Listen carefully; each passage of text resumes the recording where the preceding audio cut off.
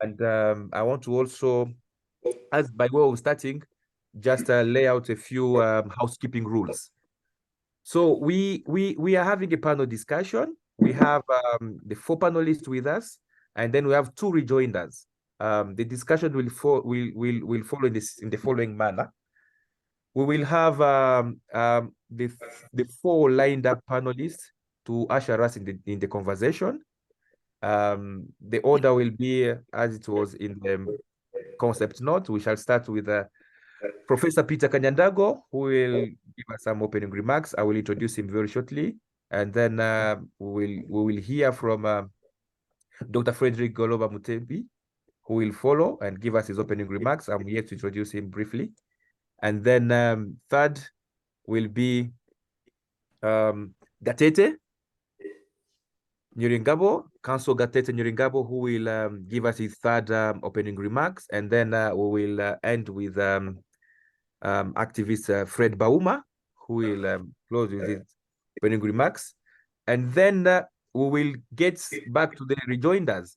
We shall first give the first rejoinder to Henry Pacific Mayala, who will give us the first rejoinder to the comments, the opening remarks given by the panelists. And then the second rejoinder will be by Dismas Kunda. And then we shall have an intra-panelist discussion, which will go on for about 30 to 40 minutes. And after that, on top of the hour, we will open it up to all the attendees to give their comments, to give their questions, direct their insights, and also to enrich the discussion. So that will be the order. We will keep all the attendees muted throughout the conversation until we open it up to the Q&A. Only the panelists for this first hour will have the microphones on. So thank you so very much again for coming.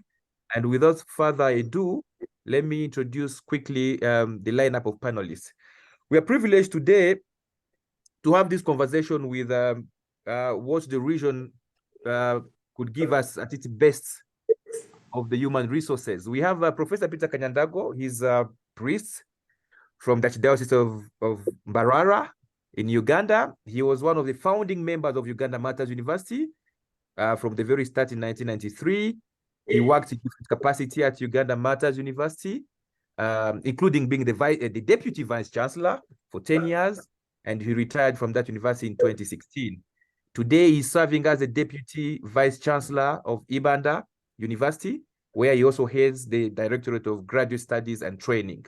He's the chair of the Board of Directors, of the African Volunteers Association, and is known for having published and researched in the areas of ethics, development, African studies, and theology. He's a canon lawyer, and he has a particular interest in the concept of endogenization, a concept which has developed from anthropological history, which emphasizes in giving the African people the capacity and the hope to manage their own affairs. He has very extensive experience in managing research at local, regional, and intercontinental level. He's passionate about revaluing and revalorizing and reusing African values. Professor Peter Kanyandago, once again, thank you and welcome on board. Thank you. Thank you, David. Thank you. The second panelist we have is Dr. Frederick Goloba Mutebi, a political scientist and an anthropologist. He is an alumnus of Makerere University and the London School of Economics and Political Science. He has taught and researched at Makerere University, at the University of Wits, at the London School of Economics and Political Science, among other institutions. He's a well-known researcher with different research consortia, including African Power and Politics Program, as well as the development regimes in Africa. He has consulted and associated with the Overseas Development Institute in the UK, the Crisis States Program, University of Manchester. He has also consulted regionally, the continent, through the United Nations UNDP and UNFPA program, the World Bank, International IDEA, UK Aid, Irish Aid, Swedish Aid, and Danish Aid. He is currently an associate with the Center for African Studies at Uganda Martyrs University, as well as an associate with the Overseas Development Institute. Frederick comments on regional affairs in Africa's Great Lakes region for the local, regional, and international print and electronic media. We are so privileged to have Frederick in our midst. Thank you, Fred.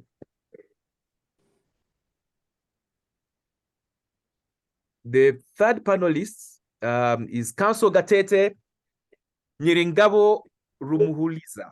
Gatete is the Chief Executive Officer of Future Logistics, which is a consultancy firm, as well as a managing partner at Gatete Views Law, the corporate legal firm, which is based in Kigali in Rwanda. He's a senior research fellow at the Institute of Policy Analysis and Research. He led evaluation of Rwanda's annual government performance contract for 3 years. He was part of the team that elaborated Rwanda's national strategy for transformation, NST1 and Vision 2050. He authored the National Literacy Policy in 2020. He further successfully petitioned the Rwandan parliament to decriminalize LGBTQI. He also petitioned the same parliament to double maternity leave for women for 3 months. He also petitioned the Supreme Court of Rwanda against changing the Rwandan constitution in 2017 to remove term limits. He has published numerously in different academic journals on the subject of sexuality, poverty, and politics in Rwanda. Gatete is also an author of different books, including his latest, The History of Justice in Rwanda, and A Seed of Life, Rwandan Philosophy of Rebirth. Gatete is a war reporter. He has reported war in Cabo Delgado in Mozambique, as well as in Eastern DRC, a subject of discussion today. He is a columnist for Al Jazeera, for the East African magazine, the New Times English, Jeune Afrique in French, Mozambican or Pais, forgive my Portuguese, Angolan, Coelhos de Cainda in Portuguese, as well as a ghostwriter for for African heads of states, as well as senior executives. Gatete blogs on gateteviews.rw, and we are very happy to have Gatete in our midst today. Thank you so much, Gatete. Lastly, on our lineup of panelists today, we have Fred Bauma. Fred Bauma is a human rights activist and the current executive director of Ebuteli, a Kinshasa-based research and policy think tank focused on questions of political violence and human security in the Democratic Republic of the Congo. He's also a senior fellow at the New York University Center on International Cooperation. Prior to joining Ebuteli, Fred worked as a research director of the Congo Research Group, a research program based at the Center on International Cooperation at the New York University. Fred is also a founding member of Lutte pour le Changement, Lucha, arguably the most important pro-democracy society movement in today's DRC. Fred was arrested in March 2015 and spent 18 months in maximum prison where he faced death penalty.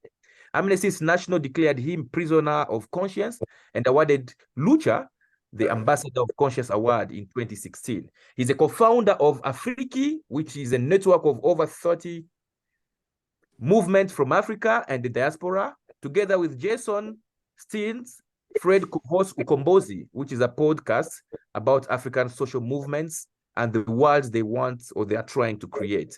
Fred has appeared on different media houses, including Al Jazeera and Radio France Internationale of recent. We are happy to have Fred on board, and I will introduce the two other rejoinders later. But I want to give the floor to Professor Peter Kanyandago to start us off. But before we do, allow me to say one more thing about this panel. We are here for the history, the politics, and the political economy, which relates to the question of Rwanda and Eastern DRC.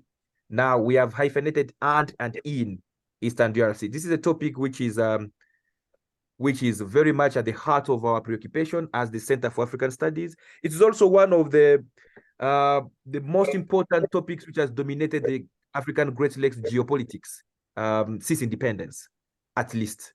It has its history, and today we want to launch this conversation, which we hope will not be bringing it to an end, but rather opening it up for a series of conversation moving forward. The resurgence of the M23 movement, the Mouvement du 23 Mars, reminds us that no factor in nation building is more powerful than the stories told and retold that people themselves speak about who they are. There is one strand of conventional wisdom in Eastern DRC that holds that the losers of the 1994 genocide in Rwanda ended up in the Kivu provinces in Eastern Congo, and it is from the Kivu that they prepare to return to power in the Rwanda. Another strand of conventional wisdom holds that the military takeover of the Rwandan Patriotic Front in Rwanda, and soon joined by the Uganda forces and Burundian forces, took advantage of the disintegration of the Congolese states and the armed forces to create territorial spheres of interest where they could plunder Congo's riches. Pitted against those two strands of debates, today we are interested in how best can we understand the unfolding of violence particularly the violence involving Kinyarwanda-speaking groups in today's Eastern Congo. Which frame of analysis should we really deploy? Is it a case of responsibility to protect, as some have argued, or is it a case of duty to defend, as others have maintained? I hope that the panelists, together with the rest of us, we will grapple with the historical, the political, but also the political economy sensibilities that undergird armed violence in today's Eastern Congo. Professor Peter Kalyandago, the floor is yours.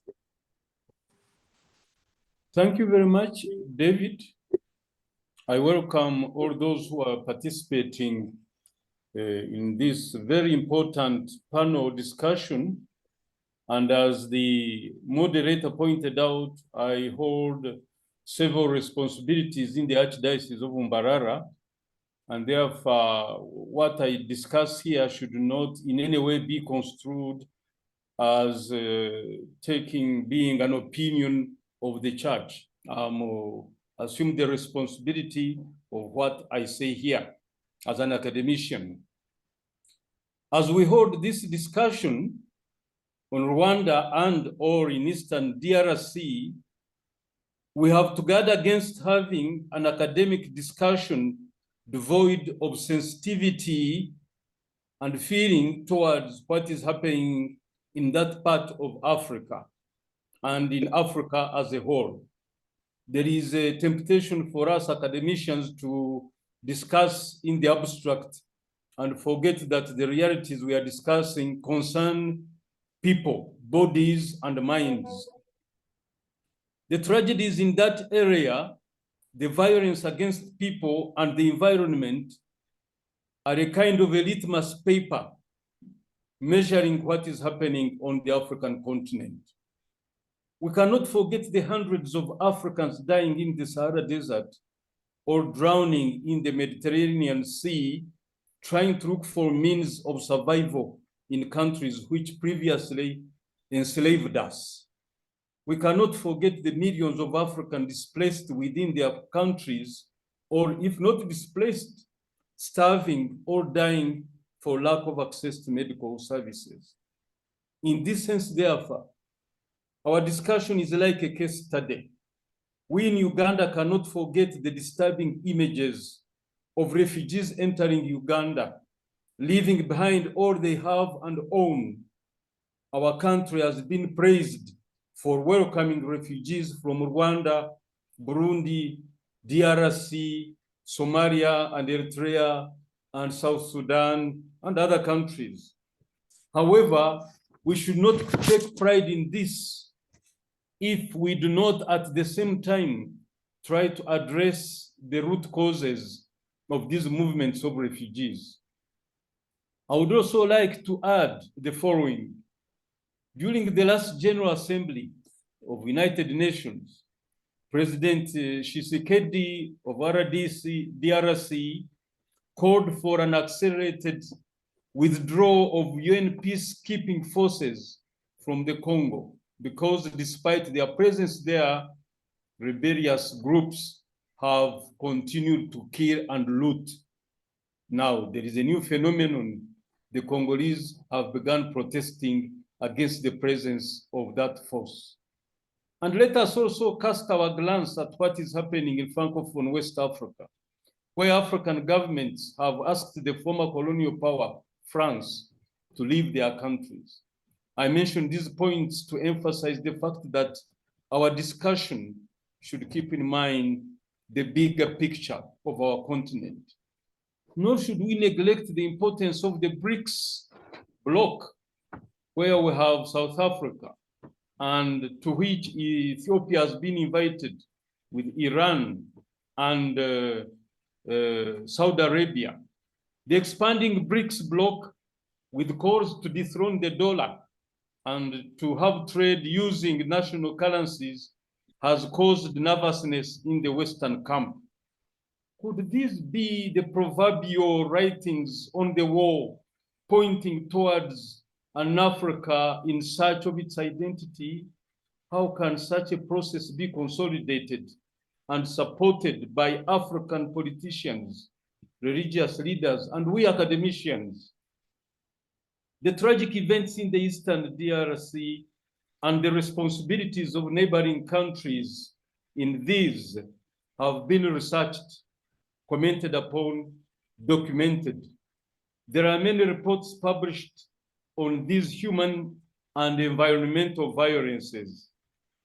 Can academic work make a substantial contribution and difference towards looking for a lasting solution? I would like to believe that it's possible. And that's why I am participating in this discussion. There have always been population movements in the area we call the Great Lakes region. People have moved around and in and out of what we have now as nation states of Tanzania, Uganda, Rwanda, Congo, and other countries. These movements were mainly prompted by demographic pressures, interethnic or even interclan conflicts and clashes, without excluding search for territorial expansion. We know that in this region, there were kingdoms, if not empires. Nobody can say that there was no violence in this region before it was brutally invaded and divided by Western powers, which gave themselves the mission to civilize, or rather to exploit and plunder. But nobody will deny that since that brutal invasion, the violence in the Great Lakes region has changed qualitatively and quantitatively because of the combination of negative forces from outside Africa and from within Africa, as we are discussing today. The Africans must accept their responsibility in this. If we do this, it will be a stepping stone for looking for a solution. And my hope is that as we academicians and other people participate in such a discussion, we may arrive at getting some kind of solution so that we can stop the weeping and the looting and the killing in that part of the African continent. Thank you. Thank you so very much, Prof. These are very interesting opening remarks. I want to give the floor to the second panelist, Fred, please.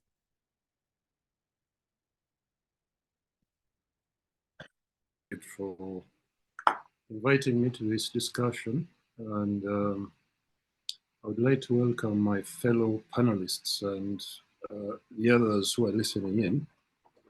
My hope is that in this particular discussion, we try as much as possible to focus on the issue that we are trying to discuss. And as the title of the discussion suggests, we are talking about Rwanda in the DRC. And that's, I want to limit myself to this. The tendency for the most part when Rwanda and DRC are being discussed is for discussions to really degenerate into unnecessary controversy. And there are many ways in which these controversies can be generated. And I hope that we can avoid that today. What I would like to do is to try and point out a few things which are not conventional wisdoms, as David, you suggested in your introduction. Particularly, I don't think that one can refer to losers in the genocide in Rwanda. I don't know what you mean by that. The genocide wasn't a contest, so there were no winners and losers in the genocide. You must be referring to losers in the civil war. And we know that this is not conventional wisdom. The losers in that war actually escaped to the largest extent into the then Zaire, which became the DRC. A few of them went to Tanzania. And now I really want us to focus on the disparity or the difference in how the two governments in these two countries reacted to this influx into their territory by the losers in the civil war in Rwanda. Now, those who went to Tanzania were immediately encamped and disarmed. So they were not allowed to carry weapons. As soon as they arrived, weapons were taken away from them. They were put in camps, and they were not allowed to organize and make attempts at returning to Rwanda to finish the job, as they put it. The contrast with Zaire was that these guys went to Zaire. They were allowed to be wherever they wanted, to organize themselves. There is a great deal that has been written about how they organized themselves in very systematic ways. They kept their weapons. They continued to be armed. And they had the space within which to operate to make attempts at returning to Rwanda, to complete the job they had started, as they put it. Now, I think that this contrast is very important in pointing us to what has happened subsequently. Because, as we know, there has not been any problem between Rwanda and Tanzania concerning this influx by this particular group. And that's because in Tanzania, the state acted with authority and finality and said, no, you cannot continue your activities on our territory. This did not happen in Congo. And as we know, it took quite a while for the new government in Rwanda to invade Congo in pursuit of this group. If we remember clearly, what the government of Rwanda did was to call upon the international community to try and address this problem, disarm these people rather than feed them, rather than arm them.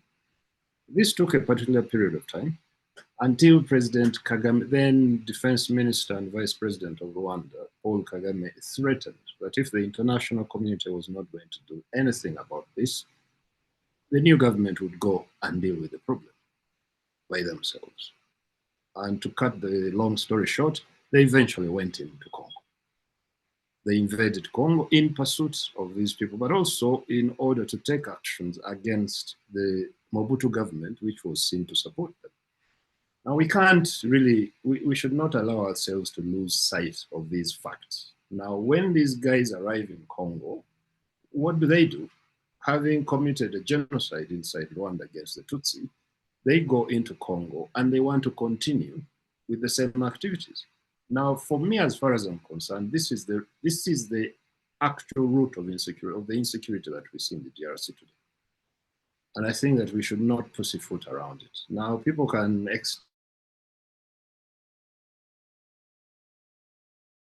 that if the Mobutu government in Tanzania, I doubt that it would be where we are today. So we shouldn't lose sight of this. Now, the activities of these particular guys once they're in Congo, the persecution of Congolese Tutsis did lead to certain outcomes. Now, when we talk of CNDP M23, we cannot dissociate the violence we are talking about today from those particular roots that I'm trying to point at.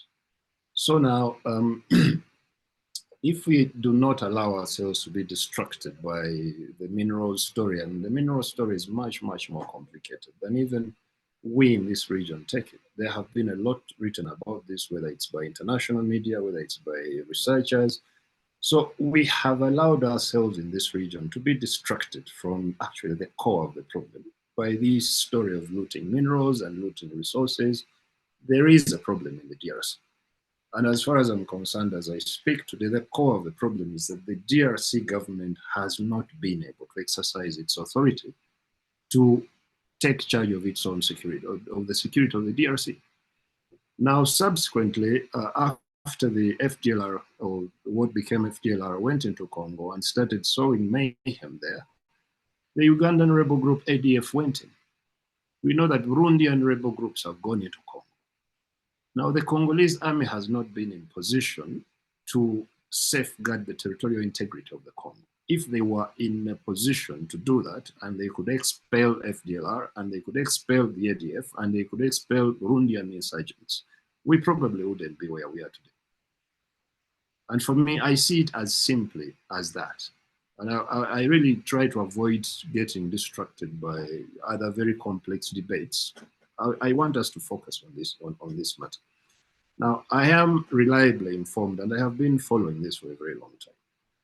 When Joseph Kabila was president in the DRC, he met with his colleagues, President Museveni and President Kagame, several times, and they discussed how the three countries could jointly combat these insurgents in Congo, because they saw the two presidents saw this as the core problem. Now, as far as I have been informed, these things never happened, because the politics of Congo is so complicated that once Kabila got to Kinshasa, I mean, he just went and kept quiet. So the continued operation inside Congo of these insurgents coming from neighboring countries is a major factor causing insecurity in the Congo. Let's not be distracted by the minerals thing, because the minerals, whatever mineral story is valid or invalid, we cannot dissociate it from the roots of this particular problem. And for me, I keep arguing that there is what I consider to be a very simple approach to solving this problem. And I think that that approach would simply entail the three governments or four governments, DRC, Rwanda, Uganda, and Burundi, acting jointly. First of all, to flush out the insurgents in Congo. And then let's see, after that has happened, what is going to follow. Because if you remove FDLR from Congo, or assuming FDLR was not in Congo, I really have difficulty imagining that we would be discussing the fate of the Congolese Tutsis, or people who see themselves as nationals of Congo, who are Kinyarwanda speakers. But I think that for me, I want to restrict myself to this. There are simple solutions to the problem in Congo, but I think that we allow ourselves to get distracted. We have allowed the international community, or so-called international community, to come in and create confusion. Why is it impossible for regional actors to deal with this problem? Why should we always refer to the Americans, the Belgians, the MONUSCO, what have you? Why is it so difficult? We had insurgencies in Uganda. We had civil wars for so many years. Uganda did not need external actors to reestablish order in the country. That order was reestablished by a single rebel movement that captured power and created conditions for peace. Same thing happened in Rwanda. Why has it been so difficult for order and peace to be reestablished in Congo? And what does this have to do at the core with regional actors or Congo's neighbors? I will end there and wait for further discussion. Thank you so very much, Fred. The funnel is descending. We are getting narrower, and thank you so much for that nail. I want to give the floor to Gatete to pick it from there. You are muted, Gatete. Yeah. Thank you very much for the opportunity to discuss this. I'm happy to be here. And I must thank Fred for giving that historical background. It's very important. People tend to lose sight. Many actors in this conflict are jumping in just the other day, and they don't consider what had happened, where the root causes are. Now, because Fred has given the background, I'll go straight to what's happening today. So there are two things. So number one, when in 1963, when the Organization of African Unity was being created, one of their leading pronouncements or declarations was that borders were inviolable. And Mwalimu Nyerere was regretting in one of his speeches, he said, we said borders are inviolable, but we forgot to say the peoples inherited from the colonial legacy are also inviolable. I think this is one of the shortcomings of that declaration is that people emphasize more on borders than they did emphasize on peoples, because as it turned out, you have 40 million Rwandans or Rwandan people with Rwandan origins, 40 million in this region. Most of them live in Uganda peacefully. And around 13 million of them live in Rwanda.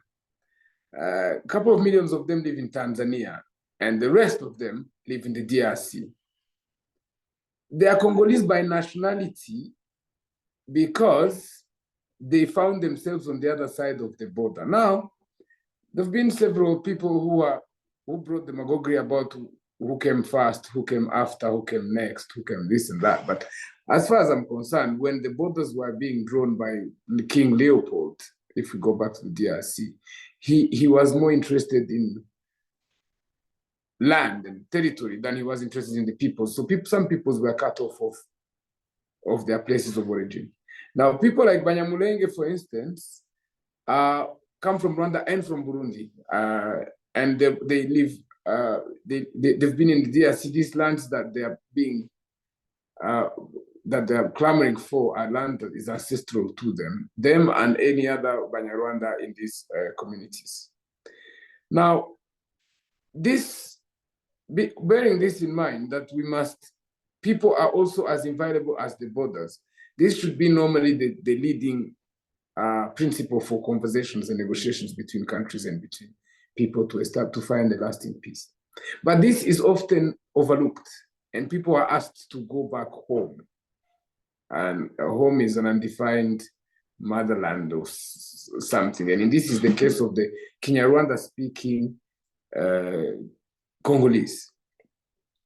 But there's also a simple story. The story is that Rwanda invades the DRC and supports rebel movements in the DRC so that Rwanda can loot natural resources from the DRC. Now, I have traveled to the DRC, across the DRC, including to Kinshasa, but also in this region.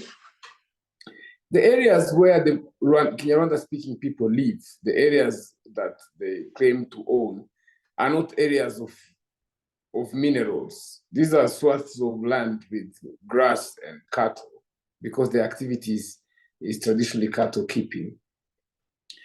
And the areas where there are natural resources in the DRC are under the control of Kinshasa.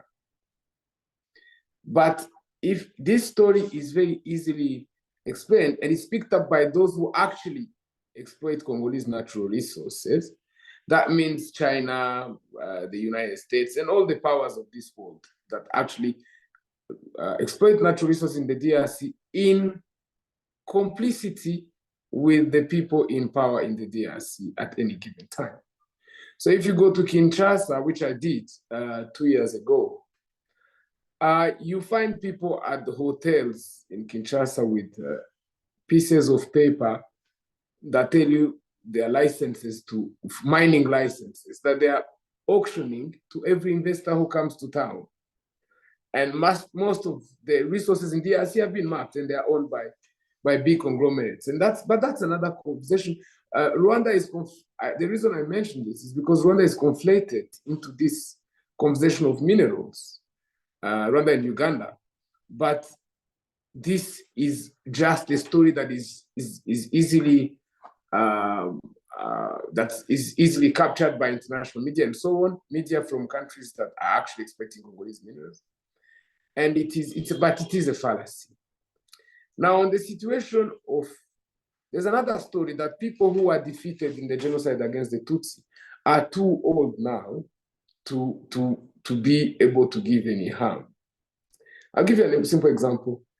What is the biggest threat to Rwanda is not their physical capacity, it is the genocide ideology.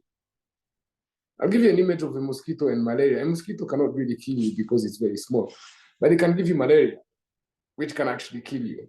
And this genocide ideology is the disease, is the biggest threat. And which is why, for instance, Tshisekedi or leaders in the DRC are unable to implement the agreements that they sign with the M23 under the auspices of regional leaders, Kenyatta, Lawrence, and so on, because the political environment is not auspicious for them to implement this, because of this, of such work of genocide, anti-Tutsi ideology that has been festering in the, not only in Eastern DRC, in the entire polity of the Democratic Republic of Congo, but mainly in the Eastern DRC. Now, it is true. To conclude, I'll establish a few facts. It is true, like I started saying, that there are Congolese people who speak in Rwanda. They are Congolese citizens. Because Congo is a creation. Most of our African countries are a creation of colonial, of the division of Africa of 1895. So these people, like Fred has said, have not been able to enjoy full citizenship in their own country because the country invited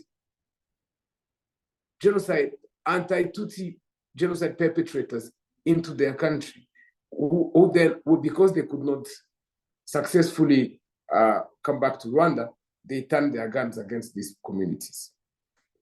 So what is happening now and the complexity of the issue is because the Congolese army is not very effective and it's somewhat merged with members of this Rwandophone FDLR. And so there's no political will in the DRC, as Fred was saying, that if we could only flush out these militias, but there's no political will in that regard. The Congolese government does not have political will to get rid of these militias. In fact, they create new militias every day and support them and arm them and train them. Now, is Rwanda present in the DRC? Rwanda patrols the border between its territory and the DRC because, if you remember very well, we had Chogam 2 years ago in Rwanda. During Chogam, we had FDLR troops crossing the border to Rwanda, looting, killing people, and destroying property. So as a result, Rwanda is very apprehensive this is a very dangerous border, and it is true for Uganda, it is true for Burundi, every country bordering the DRC. If you're not protected like Congo Brazzaville, if you're not protected by the river Congo, you are in a state of insecurity at the border with the DRC because the state has not been able to establish its authority. So it's a complex question. And now people are being targeted in DRC because there's a lot of ideological work. Similar to the ideological work preceding the genocide against the Tutsi. I don't know if you remember the media of hate in Rwanda, RTLM. You have similar virulent propaganda in the DRC, anti-Tutsi, not anti-Rwanda, anti-Tutsi. And you also have, so all the preludes of ethnic cleansing and genocide. You also see people killing Tutsi with impunity. You also see people being persecuted, people being denied their own citizenship in their own country. But now when you see these things, they create an environment in which it is difficult for a politician in Kinshasa to accept, to negotiate, or to allow Rwandophone refugees to come back to the DRC because the propaganda is so strong against the Tutsi that they have finally coming to be seen as Rwandan auxiliaries, even though they're Congolese citizens. I think that's where the challenge is. Thank you. I'll stop it from here for now. Thank you so much. Thank you so much, Gatete, for those insights and for honing it even down the funnel. We are going to be in the funnel with yet another Fred Bauma.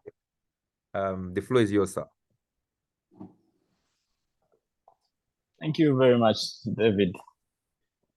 I think this is a very useful conversation, especially in this time where our region is facing a lot of challenges, and I would like to second what Professor Kanyandabo said at the beginning, that we should keep in mind that we are talking about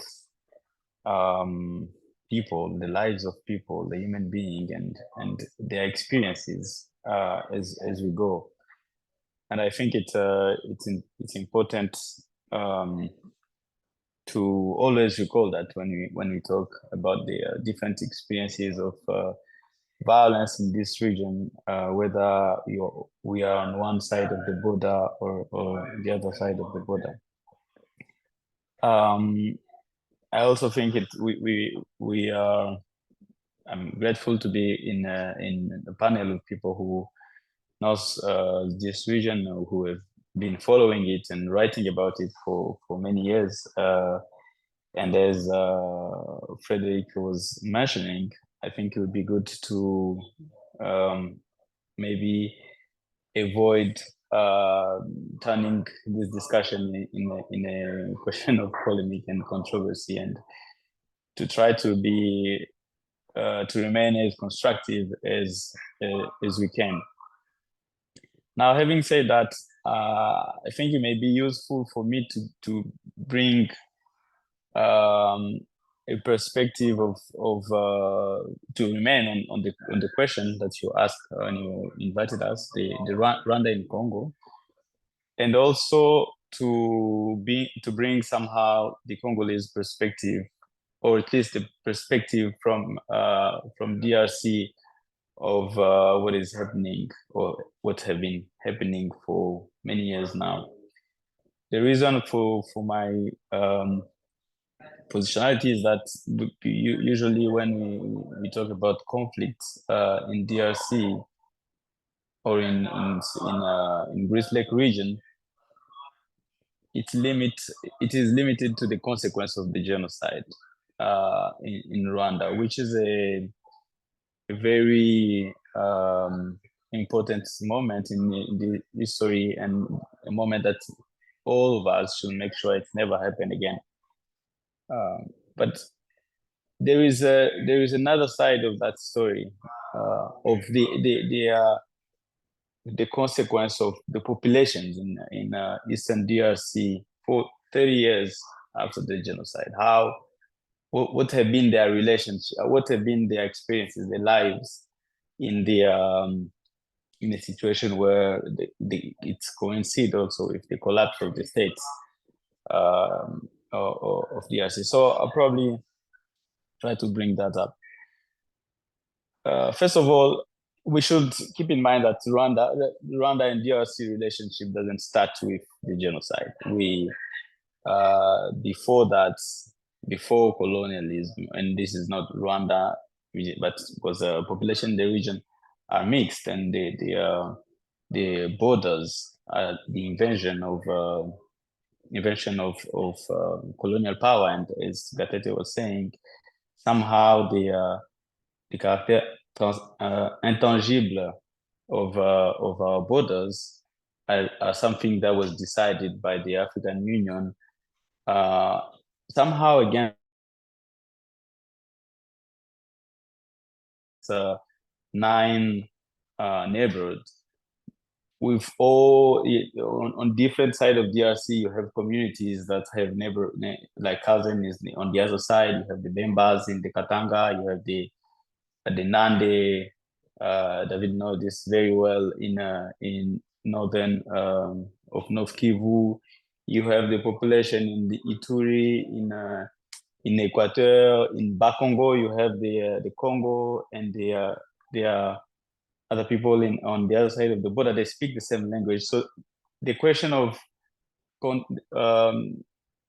the contact and the interrelation between communities around the border is something we see everywhere in DRC, and sometimes it results on tensions, whether it's in the Bandundu region, or in Katanga recently with Zambia, or in Congo Brazzaville, but not all the region, like not all the 9 borders of Congo become a powerhouse of tension between those communities. So maybe why is it only in North Kivu and South Kivu? And there is a lot of historical background of discrimination against communities, against the Banyamulenge. There is the question of nationality, of citizenry in 70s, 80s, 90s, and later.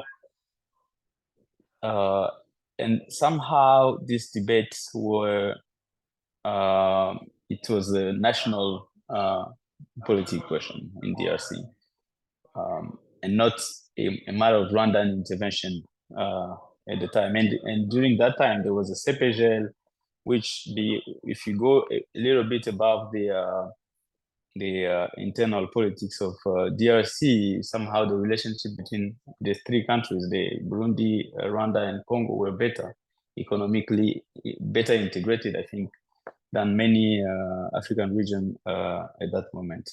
So I don't think the border itself and the fact that there exist communities same communities on different sides of the border is a strong determinant enough for violence in this region, for that matter. Now, speaking of Rwanda and DRC, what is the reasons and the nature of Rwanda involvement in DRC? I'll go very quickly. But if you take from 1996, the first Congo War, to today, I can count at least 5 times where Rwanda have backed openly rebellions. I think Fred mentioned the support to AFDL for the reason of trying to fight the genocide on the other side of the border. But after that, we can have at least 4 Rwandan intervention. The RCD, the CNDP, the first M23, the second M23, and there is also other ways of being involved. Is this right to say that all the 4 intervention were inspired or determined by the need to protect Rwanda from FDLR, or to protect Tutsi communities in Eastern DRC? I doubt. And actually, I think the motivation of Rwanda involvement in DRC evolved with time, and I think it's probably a mistake to consider that region to be static.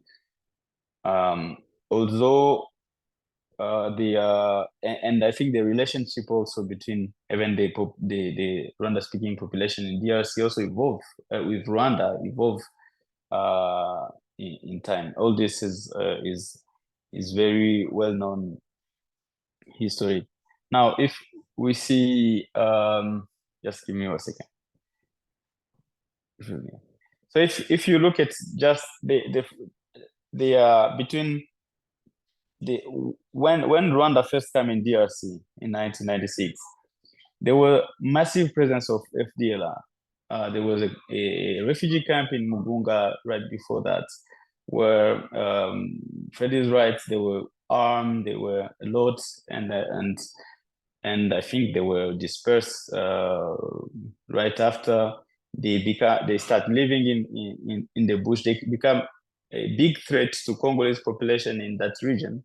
I come from a region not far from the border, and I can't count the number of times where we have to flee the FDLR back then, attacks of the FDLR.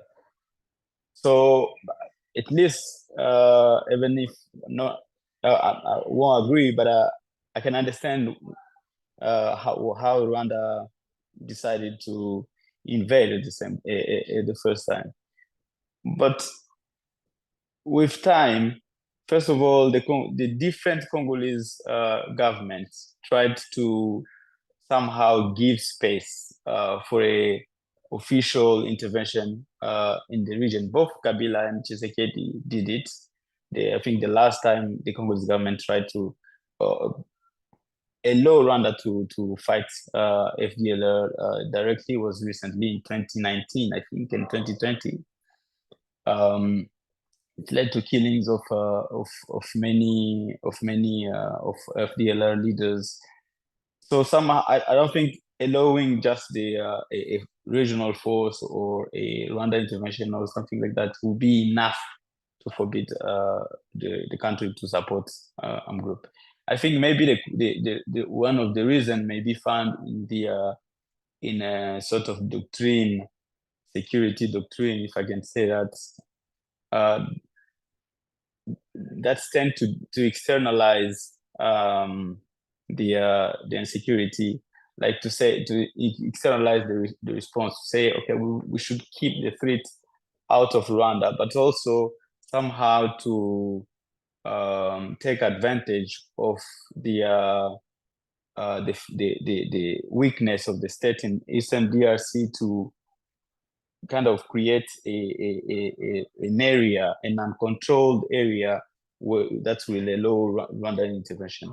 And I think it's also fair to say that there is a mining, and not only mining, but an economic component to this, with smuggling of gold and other minerals. This concerns Rwanda as much as Uganda, but the discussion on Uganda and DRC could be equally interesting. My point, and I'm gonna finish here for this side, is that the reason of Rwanda intervention has evolved, and I don't think FDLR in its state today is a strong enough reason of Rwandan presence. If you track the negotiation between the M23 in 2012, even the CNDP, back then there are so many times where senior officials of the Rwandan government accepted that the FDLR doesn't pose a serious threat to Rwanda anymore.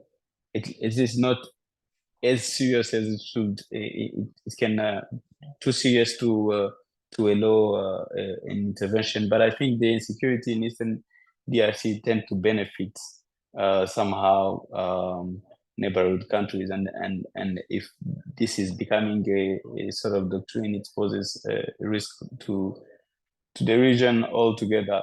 Now, it's also important to question whether one of the arguments usually put up front is that intervention is to protect Tutsi communities in DRC, whether it's from those in North Kivu or the Banyamulenge. I think with time we can see that the more Rwanda is involved in conflict in DRC, the more it's put at risk some communities who were even more integrated before this, or who could have been be living in peace with other communities, especially after the disagreement in 2022. I don't know if we project ourselves and we try to imagine a region without this kind of conflict. I don't think it will be community will be fighting one another, or people will be obliged to abandon the castles and fled. So there is a sort of self-fulfilling prophecy in the narrative that comes from Rwanda, and I think the weakness is that that narrative ignore the experience of people in DRC, and at the end of the day, it is counterproductive, both for the security of everybody and the very security of people they are trying to protect. Thank you so much, Fred. Yeah. Well, that is leading us now to an intro. We're going to have an intro panelist conversation. There have been definitely echoes of what preceded, and winding up with Fred. Before I invite the rejoinders, I just want to give again a chance to the panelists in any other organic order. You can chip in and make a clarification, make an augmentation, make a subtraction before I invite the rejoinders. So I want to leave it open to the four among you. I see Fred's hand up, definitely. I'll give Fred, and then we shall come to Petero, and then I'll come to Thierry Gatete. Yeah, Fred. Yeah, thank you very much. This as as Fred Baumer said, is a very useful conversation, and I'm glad we are not getting into the usual controversies that distract people from discussing this in useful ways. I would like to comment on a number of things that Fred particularly raised, and some of these things I think that we don't spend enough time trying to examine them. Now, the economic interests of Rwanda in Congo, for instance, I think that again, I would argue very strongly that we allow ourselves to get distracted by the minerals story. But if you go to the border between the two borders between DRC and Rwanda, whether you're talking of the Bukavu border, or if you're talking to the Gisenyi border, and you just stay there for a few hours, just observe casually and see the level of economic activity, legitimate, legal economic activity going on at those borders, the back and forth traffic, the legitimate trading, the volume of goods and services crossing into DRC from Rwanda is enormous. And if you go to, say, for instance, La Petite Barrière, and you just observe where is the merchandise flowing more than in which direction, I think that there is a great deal more goods flowing from Rwanda into DRC. Now, just casual observation. Now, that would suggest to me that, and even without even referring to research, that the DRC is a very large market for Rwandan goods, just legitimate trading.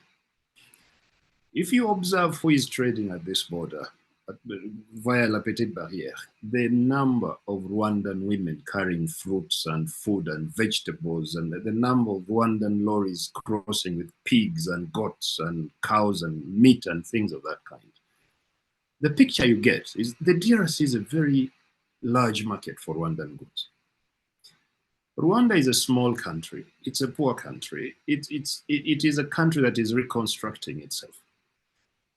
Now, if you speak to Rwandan officials and you raise these questions, actually you realize that Rwanda benefits a lot more from peace in the DRC than it would benefit from war, just by the sheer volume of the amount of goods leaving Rwanda going into the DRC. The moment you have war in the DRC and the disruption of this trade, you're disrupting the lives of so many ordinary poor Rwandans.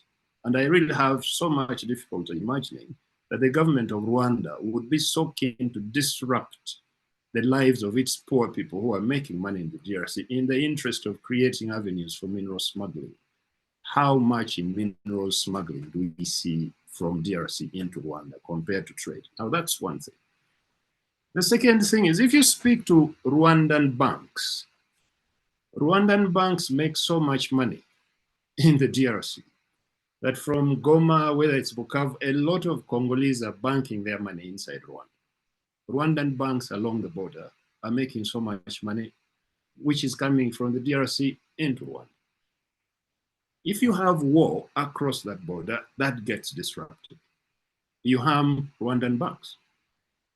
The third thing is that, I don't know if this has changed, but there is a time when almost all major traders in Goma, for instance, were keeping their goods in warehouses in Gisenyi. Not only are they renting space in Gisenyi, some of them are renting homes there. So if you look at it from that angle, Rwanda actually benefits a great deal more from peace in the DRC than from war, which would suggest to me that Rwanda has far less incentive of fomenting war in the DRC than most people imagine. Now, that's one. For me, I would see Rwanda's economic interests as actually served much more by peace rather than war in Eastern DRC. Now, Rwanda is a small country. It has very little land. At the time when there have been episodes of peace between the two countries, there are so many goods coming in agricultural goods, because you see the Eastern DRC is such a rich agricultural area that Rwandans or Rwandophones could go and grow crops in DRC. They could go and keep their cattle there. So the peace dividend for Rwanda would be much bigger from there being peace in the DRC than Rwanda fomenting war there. Now, that's one thing. The thing about FDLR, Fred Baumann, I would like us to again try to look at this objectively. I live in Rwanda. I spend part of my time in Rwanda. I'm originally Ugandan, but I do spend a lot of my time here. And I spend a great deal talking to people about these matters. Now, I have not heard in almost more than 20 years I have been here, Rwandan officials claiming that the FDLR is a military threat to Rwanda. It is not. There's no way we can imagine that FDLR poses a military threat to Rwanda. It does not. What Rwanda's worries about FDLR are very simple. That FDLR can cause insecurity in the northwest of Rwanda. This is where Rwanda's tourism industry is based. Now, tourism is a huge revenue generator for Rwanda. It is of such great importance to the economy of Rwanda that Rwanda would not want this to be disrupted. If you got just simply 2-3 attacks inside Rwanda by FDLR, you will start seeing travel advisories coming from Western countries telling people not to go to Rwanda. Rwanda's tourism industry would probably collapse. Now, it is in that one sense, at least, that Rwanda must make sure that there is no FDLR crossing into Rwanda to burn villages, to kill villagers, to cause insecurity. Now, what do these FDLR elements do in Congo? Now, from what we hear, and I'm happy for you to contradict me on this if this is not true, but what we have heard is that these FDLR elements have created an economy of their own in Eastern DRC. They are the biggest burners of charcoal, therefore the biggest trading merchants where charcoal.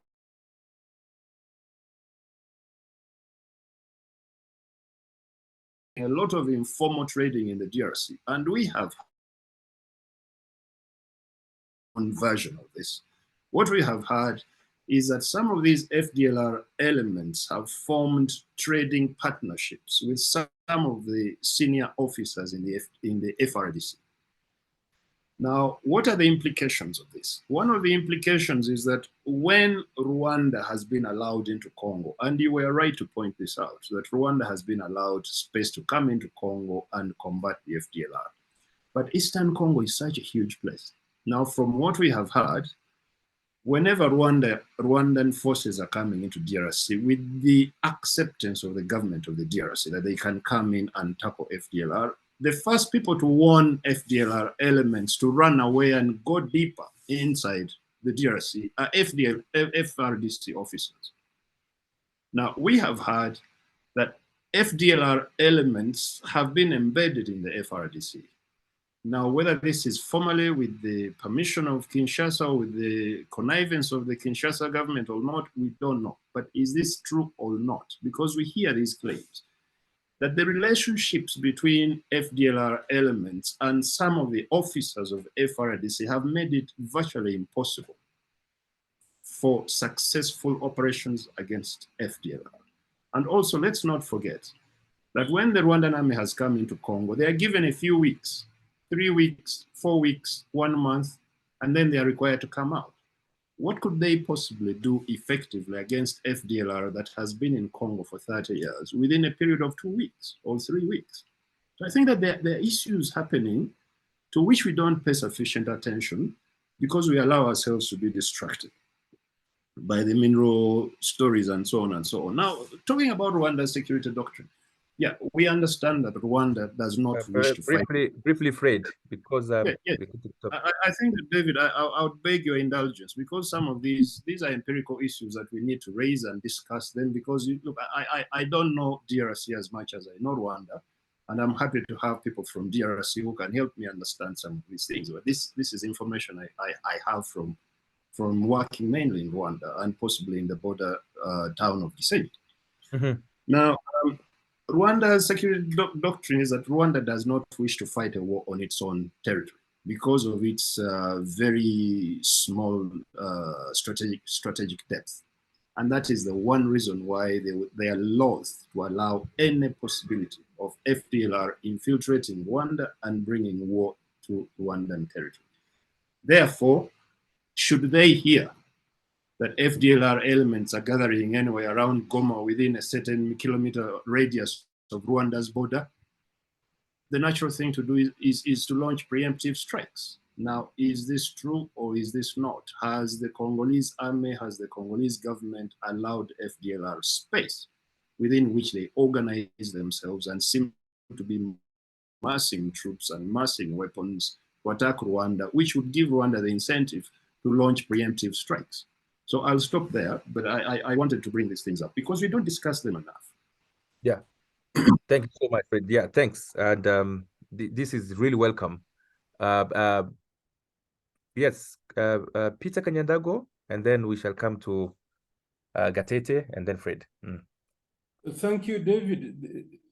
I think these are very, very important matters we have touched upon. I'm very happy that we have listened to people who have made research on the facts and who have given us data, very, very important. And what I'm gathering or understanding is that each one of us is trying to touch on a very complex issue called causality. Causality of the phenomenon of this violence of Rwanda or Uganda going into Rwanda. Why are these countries going there? Why are people being killed and so on? And I would like to say this. As we try to make sense of these facts, we have to avoid the temptation of reductionism, namely getting one particular point and giving it such importance that it overrides others. I prefer the approach of both and rather either or. I think from listening to our colleagues with facts, I have a feeling that when we are touching the challenge of causality, of course, they are at different levels, and not any of them has maybe the same importance as the other, but each one of them is important. That's what I gather. And for example, when we say that the state in Congo is lacking the will to flush out the rebels, I would like to push that argument a bit further. Why?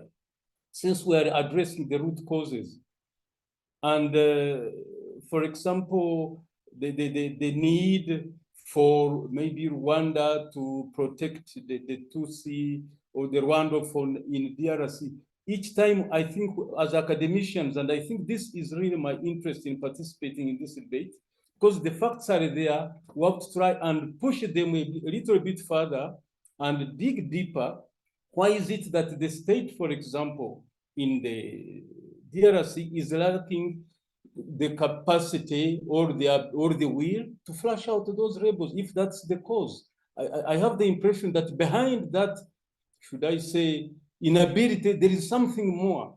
And my wish and my expectation is that we go further.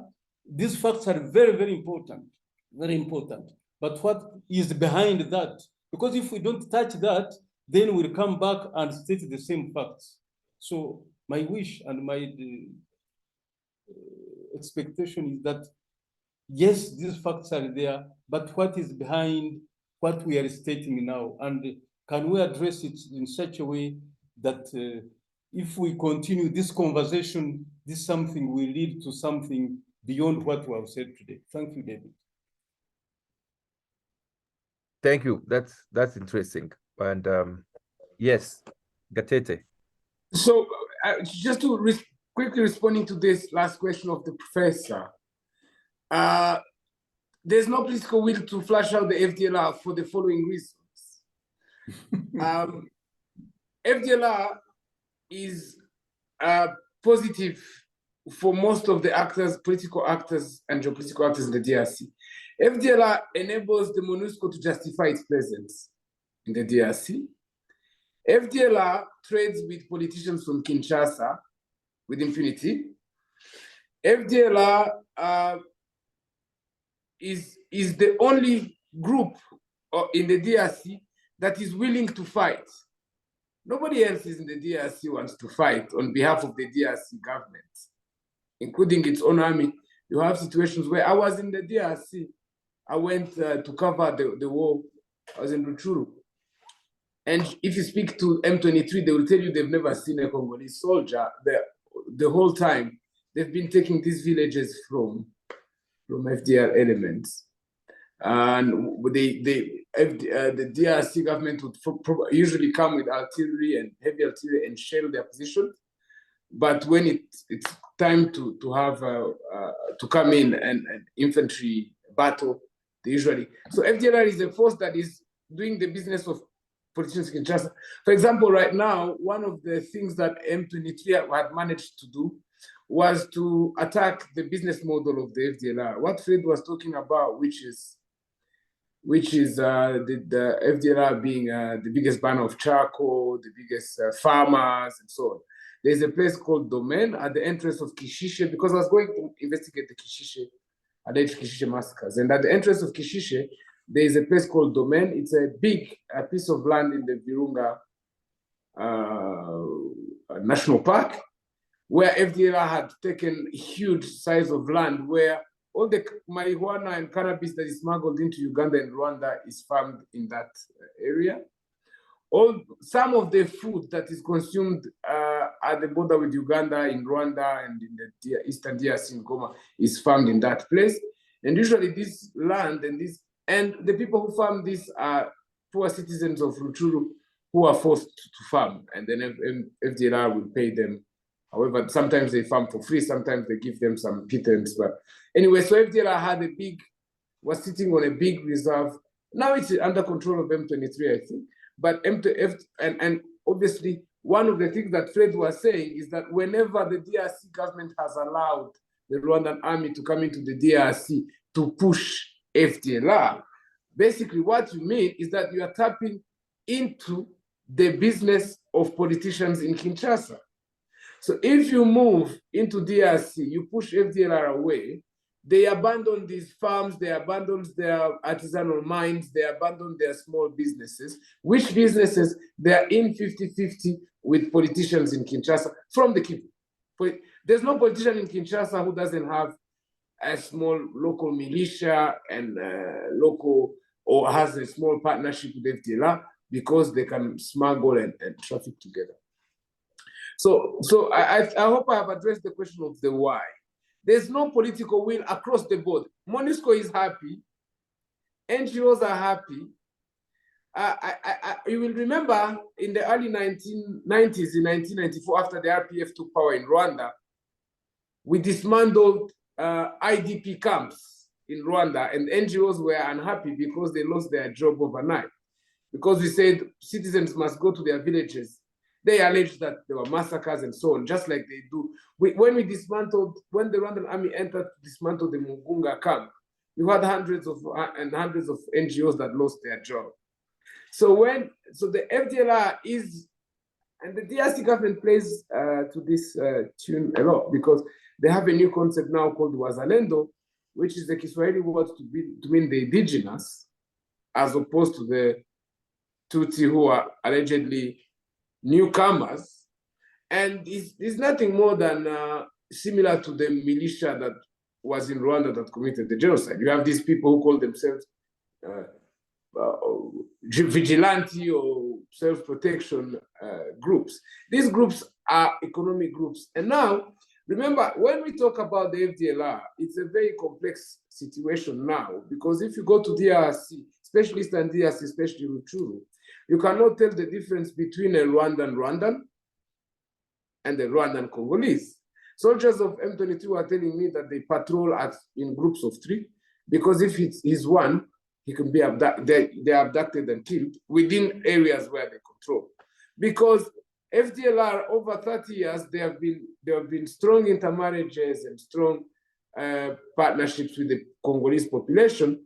That today, what we call FDLR, a person is only an FDLR as long as they are holding a rifle. When the M23 comes or anybody comes, they hide their rifle, they take their hoe and they go to their field to farm beans and potatoes. So it's very difficult. And so, number one. Number two, FDLR has no, because Rwanda has this policy where they repatriate some of former combatants of FDLR and integrate them in Rwandan society, in the army, in the general public. For example, the head of FDLR today, his children live in Rwanda. They've studied under Rwandan scholarship. We were all shocked for the firstborn of the president of FDLR to stand up in Rwanda and announce that him and his sister are studying. One is in Ghana, one is in China, and they both graduated from, there are three children, all graduated from the National University of Rwanda, and now are doing one in Ghana and two in China on a government scholarship. So when people of the FDLR who are in the DRC, most of them have no incentives to come back, especially, so what is waiting for them? So they committed the genocide, some of them, and their children can come and go to Rwanda as they please, while their parents are in the DRC, where they're sitting on small businesses that are very lucrative.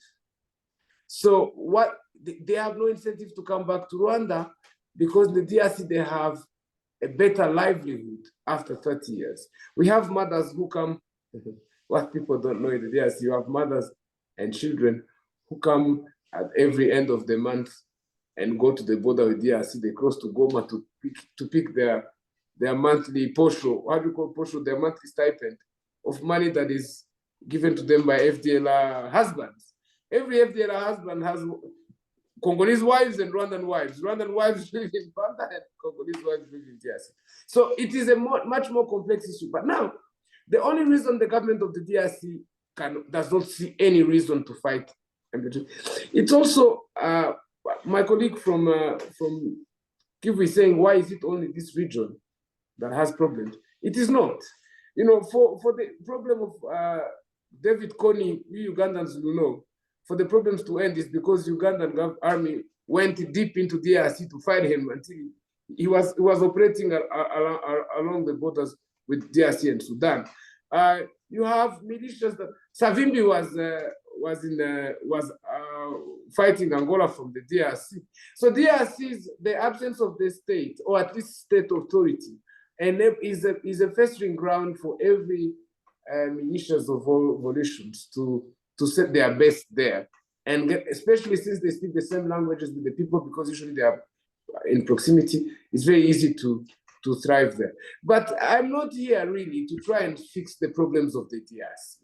It would be pretentious of me to say that nobody has succeeded.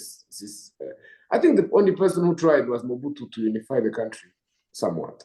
But the problem I have is that when you say that Rwanda has a security doctrine to fight a war into another country, but we are not fighting a war in Tanzania. The security doctrine, whatever that is only valid if there's a security threat. If the DRC could secure the area that is bordering them with us, we would sleep peacefully. There won't be a reason to activate any of these doctrines that I heard people mention. So I think the most important thing here, bottom line, while we are discussing the root causes of the conflict, is that the M23, the government of Rwanda, the government of Uganda, Kenya, and under the auspices of Angola, have signed peace agreements. And these peace agreements have 4 points. Point number 1 is to repatriate the Kinyarwanda-speaking Congolese refugees who are in Uganda, in Rwanda, in Tanzania, and all over the world. They are almost just under 1 million people. Number 2 is for M23 to disarm, for their some of their members to be demobilized, other members to join the Congolese army. And number 3 is to neutralize, for the DRC to stop collaboration with FDLR. Now, why? And also eventually M23 to become a political party in Kinshasa.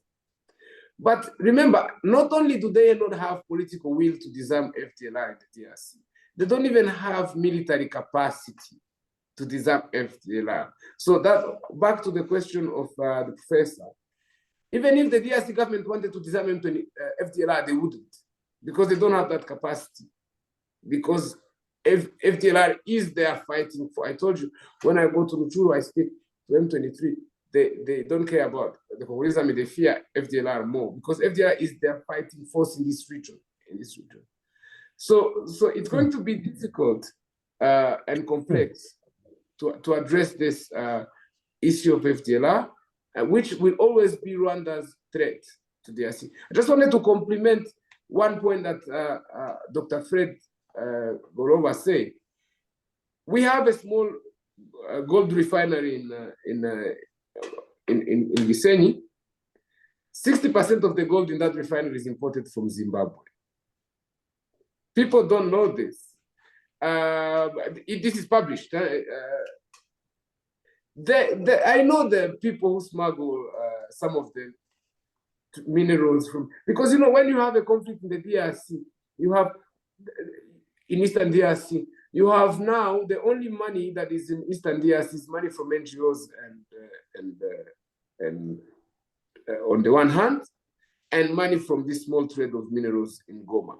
The minerals that are traded in Goma are not traded only to come to Rwanda. Goma is like the capital of mineral trading center, where that's why every embassy, every Western embassy has a consulate in Goma.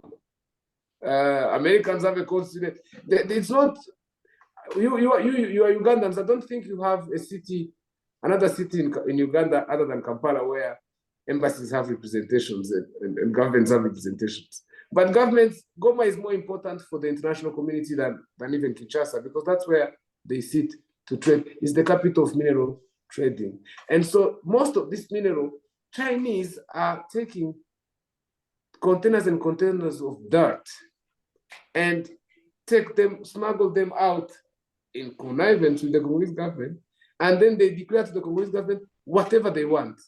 So they'll tell them we smuggled 5 tons of coltan, yet they smuggled 100,000 tons of bauxite and gold and all sorts of minerals which they don't declare.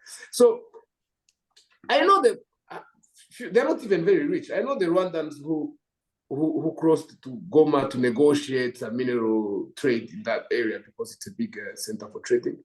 But it's not, there's no system that does that. And also, when Fred talks about Rwandans supplying, we supply around $200 million a year of food to the DRC. But when you supply food, you have then people there who trade in, they'll bring you a small gold, maybe to trade and so on, to barter or something. But we don't have a system. Most of the gold that is refined in Rwanda is imported from Zimbabwe. And this is documented. So it's interesting to have this opportunity to entangle some of the issues so that people have a clearer visibility of them. Thank you. Thank you. We're having an opportunity definitely to entangle and disentangle as well. Fred, please. Yeah. I'm sure you have something to say. Go ahead. I would like very much not to follow Gatete.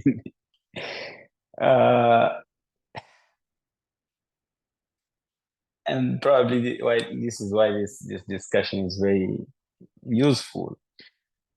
But I will encourage Gatete to visit DRC not from a smuggled border to Kishishe, but formally. Maybe you may deconstruct some of the fallacies in which you clearly absorb. But I don't. If you assure my security, I'll come to visit you if you keep me safe. Yeah, because definitely. You may learn few things that may help maybe your understanding of DRC. But even if you can't visit right now, I may encourage you to read a little bit more on the Congolese economy and politics for the last 50 years, if you want. One of the things that you may realize is that the economy of DRC is not based on the mineral that is exported from Eastern DRC, and I'm from the Kivu, so I think this is one of the problem why the conflict in Eastern DRC doesn't become a national issue as it should, because the mineral capital of DRC is Kolwezi right now. It's not even Lubumbashi anymore. And that's where cobalt and copper, which are the biggest contributor to our budget, come from. So if you compare the revenue of cobalt No, with no, I the was talking revenue about the trading center. yeah, let me finish. Let me finish. Sorry, sorry to interrupt. Yeah, it's the trading trade. center, not It's where trade. the minerals are extracted from. I'm It's talking about trade. where they're trading. Yeah, we trade cobalt. So this is important. So the cobalt, the coltan and gold and cassiterite are very important to understand the dynamic in Eastern DRC, not the Congolese economy altogether. And I also think it's very wrong to say that the MONUSCO is happy because of FDLR. I've been very critical against MONUSCO for the past 10 years, and I have so many things to say against the MONUSCO, but I don't think saying the MONUSCO is happy because the presence of the FDLR, it's very reductionist. In the same way, I don't think the main reason why there is not consulates, but some offices of embassies, especially France and the Belgians and the Dutch, is because of importing minerals. That I think is also that also is false. It's also false to say that the volume of gold is even if we should not essentialize the fact that gold is the reason of war. I don't believe that. It's not the only. But the volume of imports of gold from Rwanda was plus 600 million last year. So please, even try to read a little bit more about Congolese history and the economy of the region. Maybe you may learn few new things that may help you to nuance some of your views. It may also help you to understand, as Fred was saying, that people from the border are not living. But I grew up in Goma, right? I study in a college, in a Catholic school called College Mwanga. David knows it very well. And I remember we spent time going from the beaches in Gisenyi with friends, and this is still the case today. There are so many nuances on the discussions around DRC that is important to understand. If we understand it, maybe we can start distancing ourselves from many propaganda that I'm seeing. And I think Fred pointed out some of those nuances very well. One is the economic exchange on the border between Congo and Rwanda.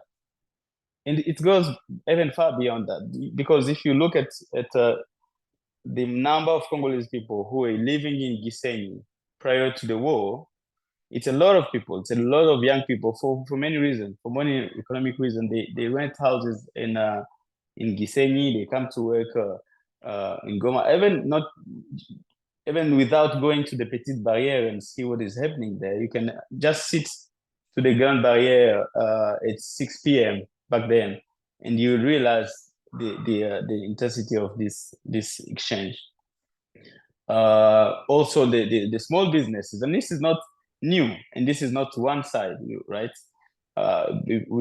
We used to export matoke from Minova and from Masisi to Rwanda for many long time. We consume tomatoes and stuff like that so there is a lot of nuance. As Professor Peter was saying, one doesn't the existence of one cause doesn't include the other one. The trade is one thing. The transport trade is one thing. The whole economy of war and economy of smuggling of mineral is also another reality. If you look at numbers, even in Uganda, right? Uganda, I think, benefits even more from smuggling of gold than Rwanda. It's true to say we need to look at figures clearly and give each one its importance, not inflate one, but at least try to understand the cause if we need peace. Now, what I agree deeply with Fred is that if we look at the region, the dividend of peace benefits to all countries. Congo as much as Rwanda, right? We are a big market, not only to Rwanda, to Uganda, even more actually. And to Kenya, growingly, we're becoming a big market for all these reasons. And this can be even a more viable one if there is peace. But why we still have conflict? I think that's a good question. Even on the FDL, the nuance to what Fred was saying about the FDL, the threat that FDL poses to the tourism industry in Rwanda, it's actually also the case in DRC. Congo has been, and many international countries have been investing a lot in the Virunga National Park to make it viable. And the Virunga National Park house a lot of those FDL bases. It's not in the Congolese interest, at least the Congolese government is the government, right? If you put aside some individuals to still have FDLR. You may know also that the parks, the Virunga, like the region on the border, it's the same park. If we try to ignore the borders, the Virunga prolongs itself into Rwanda and Uganda. So when you speak about tourism industry actually, it's the industry of the region altogether, and the revenue of North Kivu province that comes from the park, from the economic activities like the electricity from the park, from investing in now and the production of chocolate and things, cannot survive with the presence of armed groups inside the park. So as much as it's not in Rwanda's interest to have insecurity, it's not in Congolese interest to have FDL destabilizing the very region where most of the revenue come. Now, is there another economy of war with cocoa or trade of smuggling of trade and so on from FDL? Yes, I think that's have to be said clearly. It represents, I think, couple of dozen of million of dollars, probably a little bit more, and it benefits FDLR as well as some people, including within some institutions in DRC. Is it a politics? Is it a policy of the Congolese, different Congolese governments to use that as a leverage to sustain the FDLR? I doubt because it doesn't. It goes against the general interest of the Congolese government. Now, I think we can put aside the current dynamic with M23 and all others, which I think may need an even deeper conversation. But there is a lot of nuances, I think, when you look at the region, when you look at the relationship between populations on the border, when we look at how what's benefit, like the economy of, for example, the cocoa, the taxes, local taxes. FDLR use it. Other armed group also locally use it.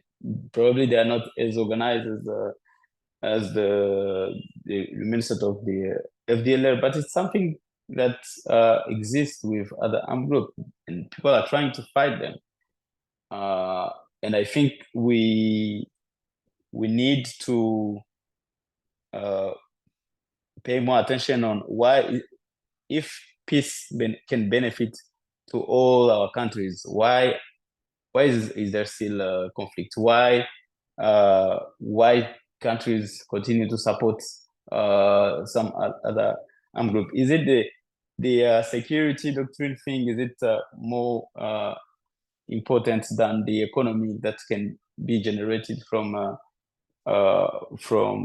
bringing peace?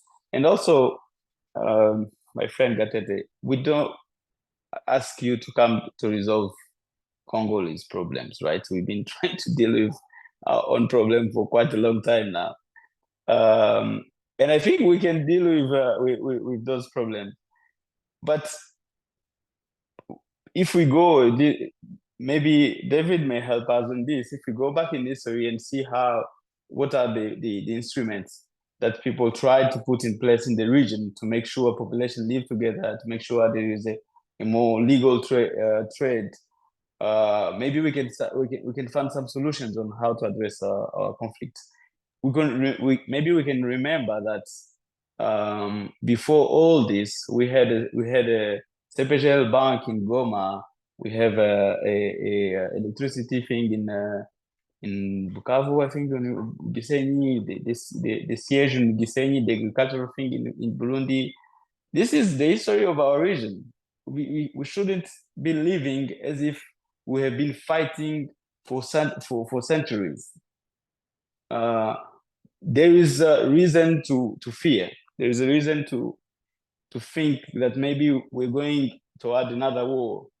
But there is also reasons to hope, to remember that we don't live with communities killing each other. It's not the history of our 100 years. There are other moments. There were some initiative from some different governments to try to address these issues. So whenever we talk about the region, let's remain factual and understand also the nuances, without which we will just become other actors of this conflict without helping either Rwanda or DRC or its people. Thank you. Thank you so much, Fred. And I think the panel has really done justice to its mission thus far. The chat has been growing up. Very, very interesting question on the chat. I will ask the panelists to give the eyes to the chat, pick up the issues there. As we give the rejoinder now, we are opening it up to the audience, which has been interestingly listening in. So I will invite Dismas Kunda to open up, and then we'll give the floor to Henry Pacific, and then from there we shall also welcome a bunch up to the top of the hour. Dismas, you have less than 5 minutes to make your point. Thank you, David. I can't put up a video. I'm in a place which the internet is not that good. Thanks for the panel. Very interesting observations. I do like the ideas that have been put across by my good friend, Dr. Fred Mutebi. I think I'll begin from a point. In 1996, General Paul Kagame was asked a question by a journalist from BBC. He was asked that he came well aware, as we journalists are always thinking about the negatives. They asked him that, is it true that you have sent troops to DRC? That it was then Zaire. He said yes. Then the journalist got stuck. He didn't have the next question to ask. Was asking him, but is it legal that you have sent a Rwandese army to go and attack a place in DRC in a foreign country? Then he said yes. Do you allow an enemy to come into, if you know that you have an enemy and that enemy is coming to attack you, do you wait for him at your door, or you find him where exactly it is? I ask this question because the nuances that are being expressed here are that Rwanda needs peace, yes, but in order to get peace, you must avoid a situation that can cause you and not to have that peace. In other words, you may need to be able to fight. So that, but the other aspect of it is that if you look at a country like Uganda, Uganda has invested heavily into DRC, yet it even has a case which was decided by the International Criminal Court of Justice by paying 325 million for the various crimes that Uganda committed in DRC. Currently, Uganda has an Operation Shuja, which it is doing against the ADF in DRC. Uganda is constructing 218 kilometers of roads in DRC, and the resurgence of M23. What are the connections in there between that development and the M23? I come from Kisoro on the border with DRC near Bunagana, and I've had a chance of visiting and some of the bases of M23. I have not, and I'm a journalist, I've covered the conflicts on the continent for quite a long time in the Great Lakes, including the 1994 genocide in Rwanda. I have never seen a rebel group that is so well equipped, so well commanded, with the most modern equipment of as a rebel group. I have not. And for me, that raised a lot of questions. One, who armed this M23? Why is it armed like this? What is the threat that they are trying to fight against?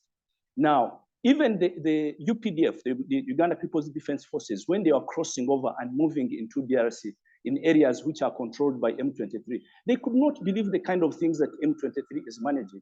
The reason I'm asking this question is that we have glossed over the question of saying, so why is it that then Rwanda is always the country that is picked up in questions to deal with DRC, both at international level, even at the regional level, and even by DRC as a country itself? The President Tshisekedi, who is very clear about why it's very important that Rwanda doesn't interfere in DRC. Why is it that it is a point of contention and not other countries that border or even have presence in the territory of DRC? DRC has 133 rebel groups, right? Now, 133 rebel groups all operating in that country and each one having different support. Some of them supported by the government, others supported by different factions within the country. So to that point is that there is a reason why, if I were a country like Rwanda, I wouldn't want any problem that is coming from outside. Dr. Gorowa said it very well. Rwanda is a very small country. It cannot manage a war. I think the distance between, I don't know the distance between Gisenyi and Kigali, it's a very short distance. It can easily be surrounded and be easily captured territory in a very, very short period of time. So, and for those who think about security, I think there's nothing that impresses, that is very important at the heart of the Rwanda existence than its own internal external security that is very important for its existence. There are other things that I can be able to add on, but I think you have touched on many of the issues that are pertinent about M23. And I want to thank you, David, for having organized this, and to thank the panelists for having given us a very rich introduction to this topic. Thank you. That's very thanks. Yes, we are taking notes. I want to give also a rejoinder to Henri Pacific. Henri Pacific, you have a rejoinder, and then we shall listen to a cohort of participants as well, as the panelists are taking notes, both on the chat and from what is coming up. Yes, Pacific, you can unmute yourself.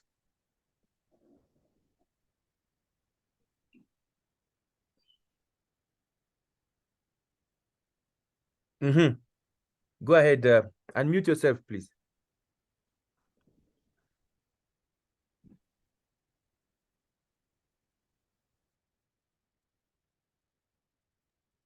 Yes. Okay. Yeah. Thank you, David, for having me. Hello, everyone. It's been a quite interesting discussion, and been learning a lot. Quite difficult to make a point after having listened to all of this brilliant mind, and wanted to commend each and every one of you on the contributions so far shared. A few points that I just wanted to pinpoint. Maybe was about going back to the historic perspective that we all agreed to as we entered this discussion. Also, just to point out something that has just come to my mind, I will be quoting former Foreign Minister of Rwanda, Mr. Charles Moregande, who once mentioned on RFI that le Congo et le Rwanda, c'était comme deux fesses dans une culotte qui se frottent, mais ils sont toujours ensemble. Would have hard to translate that. But I think it has been interesting how the point that we have been sharing. And just for a matter of clarification and getting a few points within the context, I think we cannot just overlook the matter of economic. And I'm glad that the conversation actually took that direction, that economic incentives are at the center of all the dynamics that so far we have been observing between the two countries.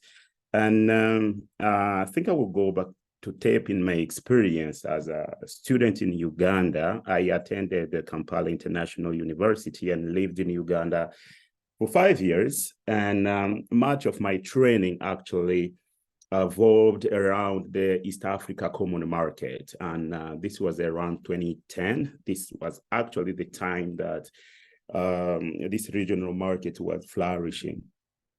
And getting to this geographic consideration, because geography actually tells us and it teaches us a lot. Look at the position that Rwanda has within the 5 members, initial member of the market. Looking at who produces what and who benefits on what. Of course, Congo, we positions ourselves as a market. We offer the market. And for me, I think linking this experience to what is currently going on, last year when President Tshisekedi decided to let Uganda start building in Congo the road to actually take all of the Kenyan and Ugandan production directly to Congo, which literally would suffocate Rwandan economy, at least for what Rwanda benefits in terms of transit, for what is the market, the configuration, the geographic configuration of the market. Personally, and maybe to highlight on that, I would like to also precise that I'm giving my insight as a scientist and not directly related to my work. I see this as, the moves that President Kagame opted for so far is that is actually what every president would do for his country's interests. We are all scientists and we understand quite from the perspective of state interest, that is actually what he has to do. But still, I always not sure that or fine with the fact that to secure Rwandan interest, it should be at the cost of Congolese lives. I think there could be a way, as Professor Fred was mentioning it, that dividends of a stable DRC would benefit to everyone. But of course, is it about greedy? I would not want to go on that side, but keeping the facts as they are, every time that we have Rwandan presence, military presence most of the time on the Congolese soil, that is actually the time where we also observe an increase in the anti-Tutsi anti-Tutsi sentiment. And that is on both sides, whether it is internally or externally. Whenever there is a military movement pretending to protect the Tutsi minority, which I believe, I do not believe it is, out of the 450 ethnicities that Congo has, Tutsi are not the the minorities, we are to consider minority for what it is. And going back to another point that Professor Fred mentioned, the history, we should not look at it from the recent event of 1994, because before that, there were Tutsi on the Congolese soil. These are Congolese 100%, as Gatete mentioned it. And now, pretending that fightings are going on under the reason to protect this specific minority, looking deep into within the dynamics, at the end, we come back to this same issues related to economic benefit. Another point that I wanted to refer to was Probably the last two. Yeah, about the borders intangibility. Of course, we could be having the natural means separating Congo-Brazzaville with the DRC on the west side. But remember, we have 9 neighbors, and we do not always have the same issues that we have with Rwanda. And this is where actually the point that David Rose has all these importance is why is always Rwanda being pointed whenever it comes for external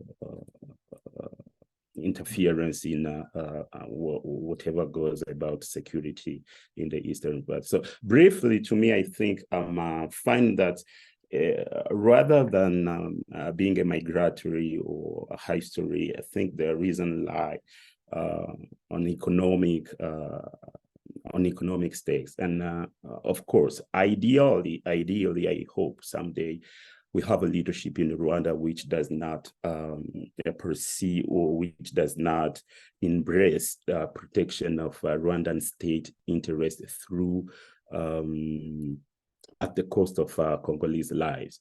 So thank you for having me again, David. It's quite interesting to be here, and also difficult to actually have a point after all of the brilliant contribution that has been said here. Thank you.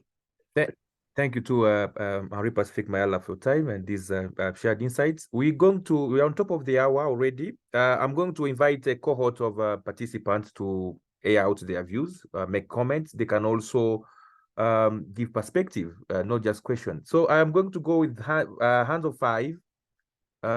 We are hardly pressed. I'm going to limit a question to a minute, just a minute, and let it be a very precise question. One question if it's a question, one comment if it's a comment, but within the frame of a minute. The floor is open. Who are the first 5? I want to see virtual hands up. Can we just go with the virtual hands up? Those who have put the question on the chat, we can come back to them. If you haven't, you can put your hands up. What are the first hands? Yes. I want to see hands up. I saw a hand up. Where are the virtual hands? You can go to the reactions and put your hands up.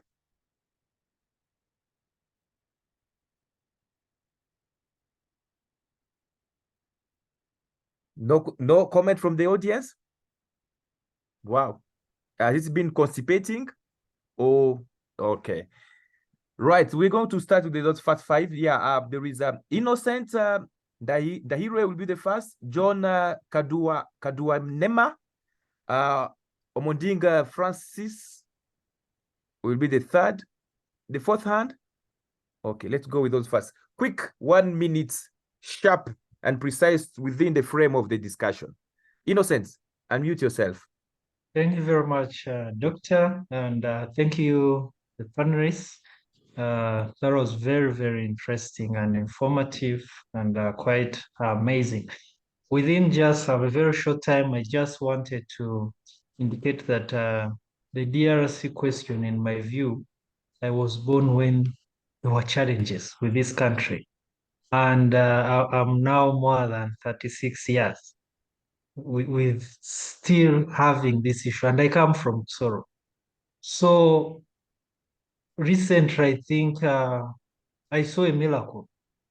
I used to always think that the solution or for the problems of DRC to probably get resolved will be DRC joining the EAC.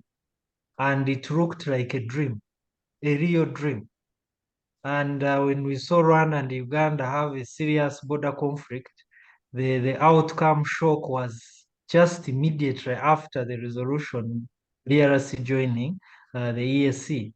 My question to all you panelists, do you think we could probably see some solution through this EAC standby force? Just like we're all, at least, I'm not sure if everyone was, but at least many people I've talked to, they were a bit surprised to see DRC join EAC with that ease and you know, which many people did not expect. So do you think probably we could have some a special lay of breath for this Eastern region problem resolved through the ESC efforts? Thank you. Thank you. Thank you so very much for that. John Kadu, go ahead. Thank you very much for the discussion. I'm sending my question to the panel generally, but specifically to Dr. Professor Goloba Mutebi. It seems to talk about asking us not to get confused with the debates on mines. And I'm wondering, do the interests of the government align with the interests of the people who are on ground zero, the people who are actually suffering the effects of this conflict?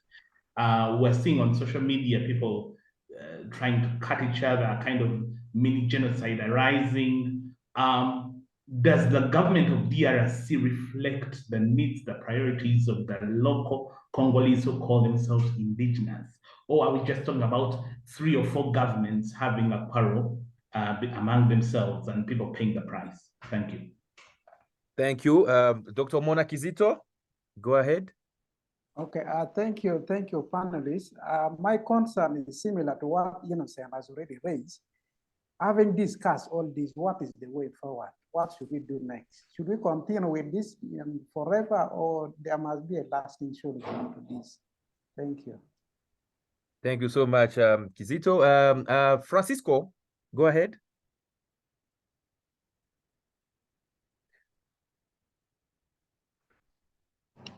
Yes, thank you so much. Most of the presenters have talked about the involvement of Rwanda and saying that it is a small state to kind of pick up a fight against Congo. However, we have seen Rwanda's aggressiveness both with Congo and also with Uganda. And the evidence have proved that Rwanda was involved in providing ammunition for the rebels in Congo. So doesn't it think like this is a geopolitical struggle for power dominated by maybe portrayed by Rwanda rather than just issue of tribe? Because according to the presenters, there's been quite a history of the involvement of these people. And they're like, the Tutsis are 100%, according to one presenter, 100% Congolese. So is it about tribe or it's about the geopolitical struggle for power and hegemony in that region? Thank you. Thank you. And great. I want to pick 4 questions as well from the charts to the attention of the panelists. I would love them to also come to those. They're not obliged to respond to all those questions, but you can get your head around them if you so wish. One is from Gaki. Gaki says there is a puzzle about FDLR that I would like to hear the panelists' thoughts on. So on Rwanda's side, the FDLR does not pose a military threat, but a disruptive one to its key economic sector, tourism. So it seems the imperative to keep a firm check on FDLR, both directly and indirectly. On the DRC side, FDLR seem to have integrated with some powerful people in the government and perhaps does their bidding. So it may be difficult for these people to give up FDLR. A similar relationship has existed between Rwanda and Uganda about what each country labels as dissidents. How do you solve the puzzle like this? That is Gaki's question.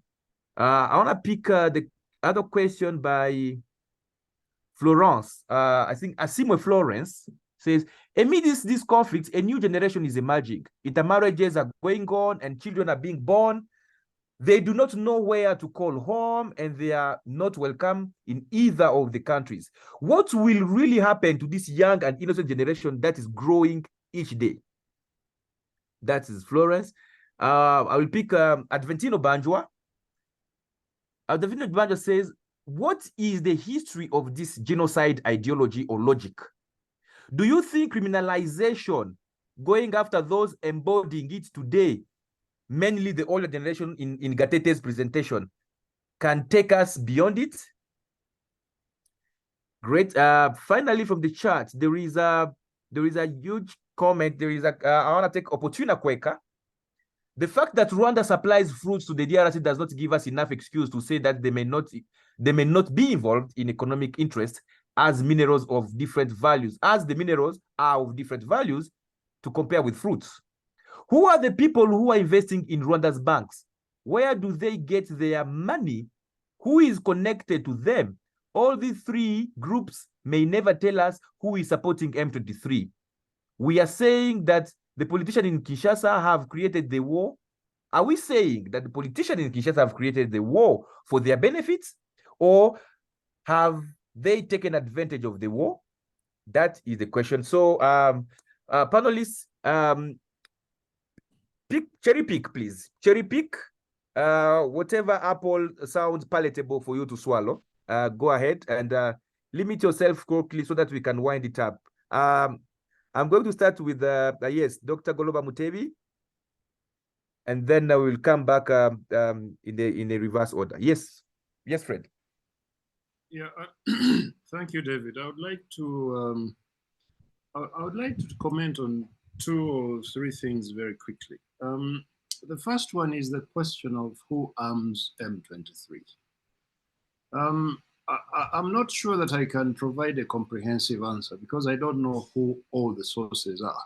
But there is something that we need to take seriously into consideration here. During the first M23 war with the DRC government, all that the conversations I had with my Congolese colleagues working in Goma, especially at the Paul Institute, but even others, indicated quite strongly that the DRC government carried out a very serious arms procurement program to combat M23 at the time. The DRC army was very well equipped. Unfortunately, the DRC army is so badly motivated, they are so badly paid, they are not well fed.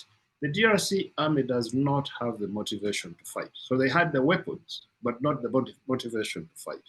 And in many cases, they were very quickly overrun by M23, who then just picked up all these new weapons and went off with them. Now, from what we have heard, when they left, some of them came to Rwanda, others went to Uganda. Apparently, they stored these weapons, or a lot of them, in the hills, in the caves in the hills. And when they walked back into the DRC, some of these weapons were hidden there. Now, a very good supply of weapons indirectly. Now, this whole thing, Henri Pacifique asked a question whether there will ever be another leadership in Rwanda. Let me just put it this way, that it is going to behave differently from the current leadership as far as DRC is concerned. I think that's possible. But we also have to ask, will there be a leadership in the DRC that is going to tackle the problem of FDLR comprehensively and remove it? Now, if we pause for a minute and accept that FDLR is an excuse that Rwanda uses to foment insecurity in the DRC, what if the DRC government removed FDLR? What excuse would Rwanda use? Why don't we argue that let's see FDLR eliminated from DRC, and then we see what Rwanda does? Because as Dismas Nkunda reiterated just previously, as long as there's a security threat to Rwanda inside DRC, as long as Rwanda has such small strategic depth, we are not going to remove the incentive of the government of Rwanda always to be on the guard, on the lookout for any hint of insecurity coming from the DRC and taking action. Now, the other thing was this whole thing of Rwanda. Omona, I think it was Omona who said, well, or who was it? It was Francisco who spoke of Rwanda's aggressiveness towards DRC and even Uganda. I think that we who teach in universities have done a very poor job of trying to teach our students or trying to discuss what goes on between or among countries in this region. The issues between Rwanda and Uganda are so complex that you cannot possibly reduce them to Rwanda's aggression. The issues between DRC and Rwanda are so complex that you cannot still reduce them to Rwanda's aggression. There is a whole history behind these things, and I think it would be very useful for us to talk a bit more about them, to write a bit more about them. But also, David, for people like you who are teaching at the universities, Professor Kanyandago as well, we need to teach our people in this region about what's happening in this region. There is a great deal of ignorance among East Africans regarding the problems that are bedeviling this region. You go to Kenya, you go to Uganda, and I marvel at the amount of ignorance that people show with regard to what is happening in their own neighborhood. So I think that we let's listen to international commentators, let's listen to international media, but what are we doing among ourselves to talk about these things? Because we have a much better understanding of the nuances of the context, and I'm very happy today. And as I was telling you, David, when you were preparing for this engagement, I was very keen to have Congolese researchers and academics to come and talk about this, because we have a tendency to talk to ourselves in small silos, very little talking across borders. So it's good to see Fred Gauma, to see Henri Pacifique on this forum, because the more we talk about these things, the more we talk about them in an informed manner, the more we inform the general public, and the more we get to understand better what is actually the problem. Thanks. Thank you so very much, Fred. Yeah. Professor Petero.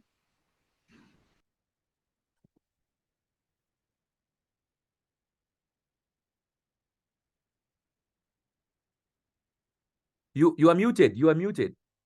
Yeah. Thank you. Yeah. Say it again. Thank you. No, there is somebody from the audience who asked about the way forward, and we are beginning to touch on it. I mentioned it in my remarks. It's very important that we do not end this academic conversation on ideas and so on. So I don't know what, David, you are preparing, but Fred has touched on what I wanted to say. We in the university are still investing a lot and passing our time. I don't want to call it irrelevant things, but there is a little bit, or maybe much of that. We don't know Africa. I started the African Research and Documentation Center in Uganda Matters University, and after a few years, it was closed down. We feel uncomfortable when it's a question of talking about Africa. We are uneasy about Africa. We don't know Africa, and therefore we don't love Africa. I think that's the tragic part of our education system. But of course, there is a root cause of that, and I won't go into that today. But I wanted to pose this question, which is rather theoretical, but very important for our discussion. If we woke up tomorrow and we found that there is no more M23 in the Congo, if we woke up and there was no ADF and no FDLR, would we have problems solved in the Congo? My answer is no, because it's much more than that. Just before me, there is a book written by David Van Rijbroeken, The Congo, who have read The Heart of Darkness, who have read King Leopold's Ghost. So, I mean, we cannot reduce the problems of the Congo to what we are discussing today. And this is not to say that it's not important. I've already pointed out that what we have shared today is very, very important. And it's giving us, should I call it a kind of springboard, some facts which we can use as a starting point, but we have to go beyond this, because the root causes of what we are discussing today is much, much, much deeper. And the question from Kizito, what's the way forward? I'm not going to have a concrete proposal, but after this, David, I think we have to sit down and suggest some points so that this does not become an academic discussion, but that after this, each one of us can make a contribution towards bringing peace in this wonderful area. Regarding academic issues, and I'm ending on that, it's a shame that in our classes on economics, we are still recycling and repeating the famous or infamous principle of scarcity. I'm really shocked, and each time I challenge my colleagues in economics, is there anything that you can call African economics? How can you speak of scarcity in a region which is so rich, on a continent where we have everything? And yet our students in Uganda Matters University, in Uganda, are recycling that economics of scarcity, scarcity, scarcity. I think that's the tragic part of our education, that we are recycling the principles and the theories of those who oppressed us. But of course, I'm part of that. I'm not going to point a finger. But for me, I'm trying to see if I can go beyond that. And I hope that this discussion can continue to encourage me to go beyond what I've been doing. Thank you very much. Thank you so very much, Professor Kanyandago. Yes, we're going to have Fred, and then we shall have Gatete. Yeah. So that Fred can speak before Gatete, and many more. Thank you, David. Well, I don't know what will be the way forward, but all I can say is that I think we all in the region share the need for peace and prosperity, and shared prosperity, and I think that's possible if we look at the histories of our different country, and it's true. Maybe we should learn more in our universities about our region rather than the economy of Europe or the geography of France and Belgium. Maybe we can start understanding each other better. I also think changing, like putting an end to FDLR or IDF will not automatically resolve all the problems of DRC, but I think it may put an end to some of the incentive of people in countries in the region, or even help populations in areas that are occupied by ADF or FDLR to live a better life. And I think we may see a little bit of change. You know, people in Ghana, Kivu, the north of North Kivu, the Beni Butembo area where the ADF are, and the are not people who used to be dependent on aid. These are people who are hard workers, businessmen, or some of the most prosperous businessmen. They don't need help. They need peace. Similarly to people in Ruchuru or Masisi, they need peace to be able to do agriculture, to take care of their cattle, to produce milk and cheese. And I think we all would benefit from the end of these two armed groups, but also many others that exist. There are if you are following in Congo's internal politics, you may realize that there is a lot of things going on since many years. In terms of holding to account our governments, in terms of speaking out quite openly about the shortcomings of our government, putting them to do some of the reforms. And I think things are evolving.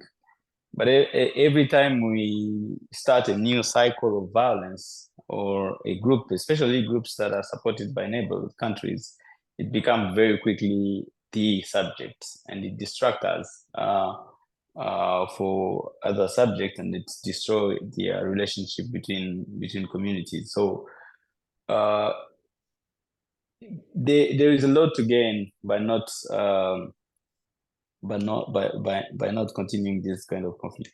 What we can learn, at least from the last three groups that were known to be supported by Rwanda, is that whenever Rwanda withdrew its support, those groups were defeated. We saw it with M23 in 2012. We saw it even before that when Kunda was withdrawn. So with this one, it's also the same thing. If Rwanda withdraws support to M23, I don't think they will hold. But then I think there is also a danger in the doctrine itself, if it exists, if I say as Fred was saying, because if there is an idea that if there is a perception from the Congolese side that the security of Rwanda, that like Rwanda will externalize the threats if or find it wherever it is, at some point it will start becoming a doctrine from the Congolese side to get ready to fight. And I don't think that may lead us to peace, right? It may lead us to tension if you combine it with all other problems in the region. It may lead us to more tension. And my fear is that this is what we are seeing right now, right? You when you speak to people in Kinshasa within the government, and somehow within the population, there is people are tired of the situation, and they're like, okay, maybe we should rearm ourselves heavily, so we are ready. Maybe and if you look at the defense expenditure on last year on the DRC, I think the Congolese government has spent $1 billion last year on military expenditure. Not in the East only, but it starts reinvesting massively on the military. I can understand that as a government, but I don't think in terms of regional peace, this course à l'armement will help anyone. So there is a way to find the solution, to find peace without posing threats to other people, and I think that maybe can be a good way of starting to think of way forward, even if I don't have something specific, and definitely teaching our histories so that we don't also forget. I know it has been 30 years now of conflict. So if you ask people from my generation, they tend to think the whole history of the region is limited to the conflict with Rwanda, right? But if you go beyond, you may learn more of how the relationship were before. And I think there is a lot to study. There is a lot to discover if we are curious and we are open-minded, and if we really want peace. Otherwise, this may not end well for anybody. Thank you much, Fred. Please, Gatete. So a couple of years ago, I was invited with Fred here, my big brother Fred Goloba, and a couple of Ugandan researchers, and to the University of Addis Ababa, Center for Security Studies, and they told us to write a joint book on our post-conflict trajectory. That was under Haile Mariam Desalegn. He was the prime minister then. None of us could predict that a war. When I went back to reading some of the notes that I have. I didn't get all of the notes from my other colleagues, but none of them predicted a war in a civil war in Ethiopia. But it didn't stop it from happening. when I read my own notes, I feel like I'm glad the book was never published. So why am I saying this? I am not seeing the situation in the DRC improving. I am seeing a possibility of a war. Not because I wish it. You know, sometimes when you say something, it comes from your mouth and it starts running, and then there's that means if you don't want something to happen, you must not utter it. But I do not see possibility for, I see a risk for a conventional war between Rwanda and the DRC again. A very strong risk, and I'll tell you why. Two reasons. One, I'm very proud that we discussed our regional issues among ourselves and we didn't point out the role of the international community. So as my last remarks, I'll give you two patterns. Pattern number one, when M23, the resurgence of the M23, when it happened, M23 came back and said that's why they called movement of March 23rd, 2009. They came back claiming that the DRC had not implemented. 10 years later, the DRC had not implemented what they had agreed. And they'd gone to Kinshasa and spent just under a year on DRC government's budget, negotiating the outcomes of the implementation of the negotiation peace agreement that they had signed. They spent a year in Kinshasa under the DRC government's budget. Then they came back to the refugee camp in Uganda, and some of them in Rwanda, but 10 years later, nothing had happened. So they came back to the DRC to basically took up arms again to compel the DRC government to implement these agreements. Then the DRC declared that M23 was being supported by Rwanda. Then Museveni said, no, M23 came from Uganda. That's the president of Uganda. We are not supporting them, but they came directly from a refugee camp in Uganda. Then the UN MONUSCO said, we do not have proof that M23 is supported by Rwanda. This is documented, I'm giving you a sequence. The next day, the MONUSCO spokesperson who said these things was given 24 hours to leave the DRC. After that, population of Goma attacked MONUSCO premises and said, you must leave our country. Many people died. It was on all media. After that, the MONUSCO said, by the way, now, coming to think of it, we think Rwanda is supporting M23. And now, for some time, MONUSCO was left alone because they finally acceded to the DRC government's propaganda. And indeed, if the DRC government tells you, they'll tell you, MONUSCO informed us that Rwanda is supporting M23. They don't tell you, we have our own intelligence. They tell you the first person to tell them this was the MONUSCO. Last couple of months ago, when the group of experts report on the DRC came out, I read it because I wrote a rejoinder to this report, which is published on my blog. And they said that the Rwandan government is supporting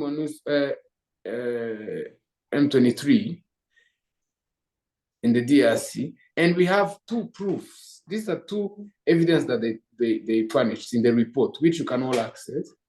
They said, we picked up a small notebook on the street. And in this notebook, there were a list of Rwandan names.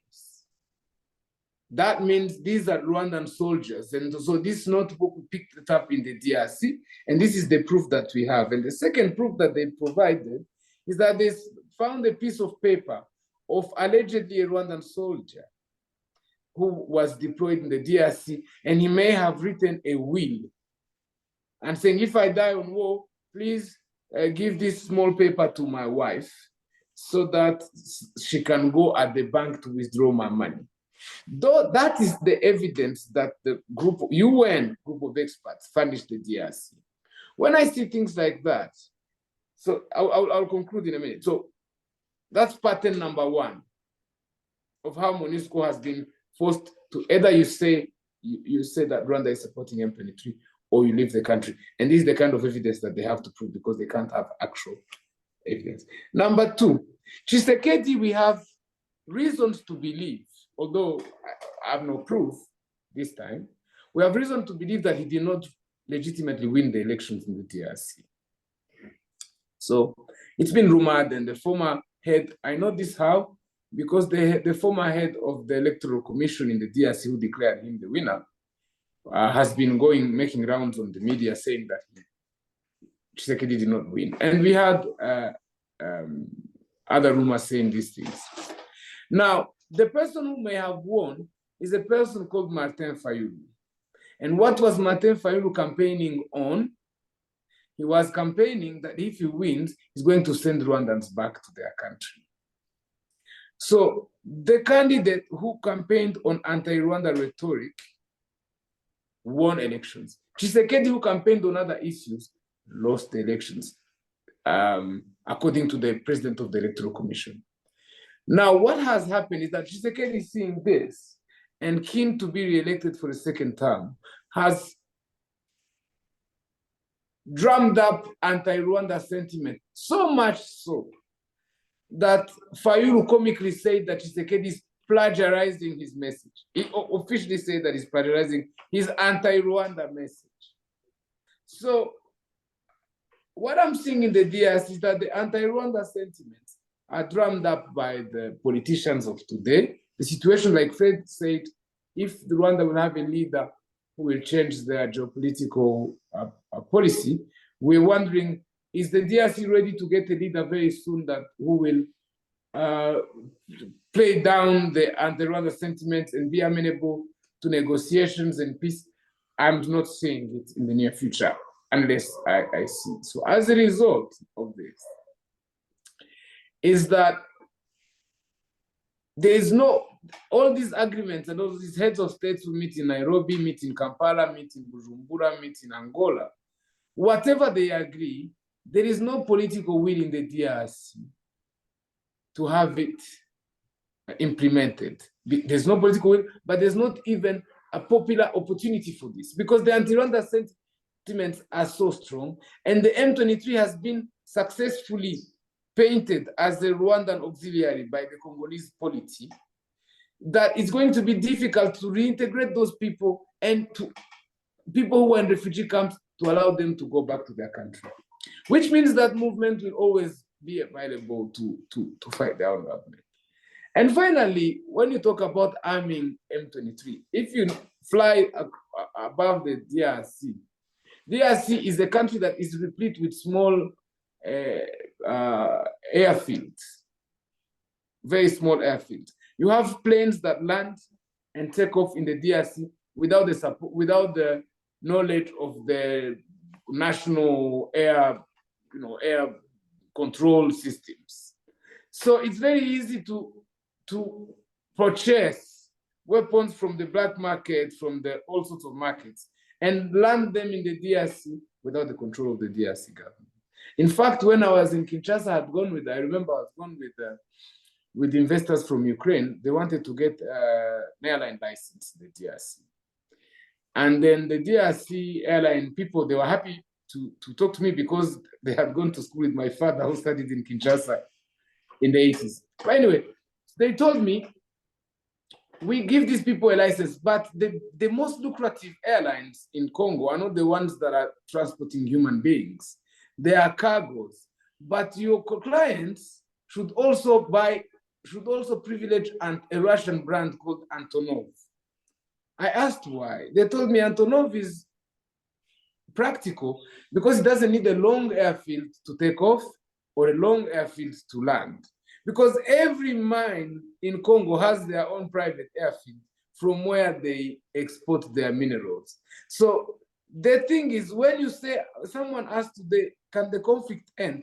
The conflict in Congo will end only if Congolese politicians have the political will to do so. But they do not. Every Congolese politician is rich at the moment. Every Congolese politicians are rich, which is why you see that it's a very flourishing activity.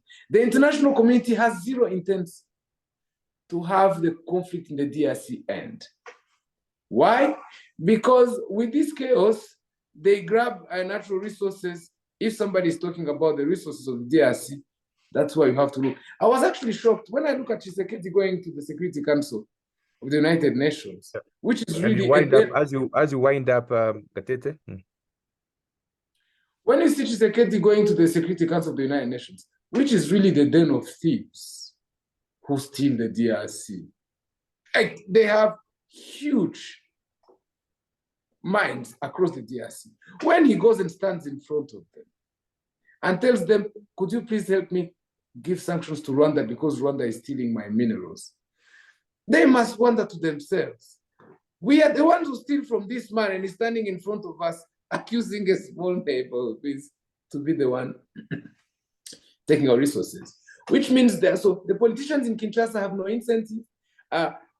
Being anti-Rwanda is a political tool. It's for political progress in the Congo, and the Congo, everyone in the international community has everything to gain from the chaos to persist in the DRC.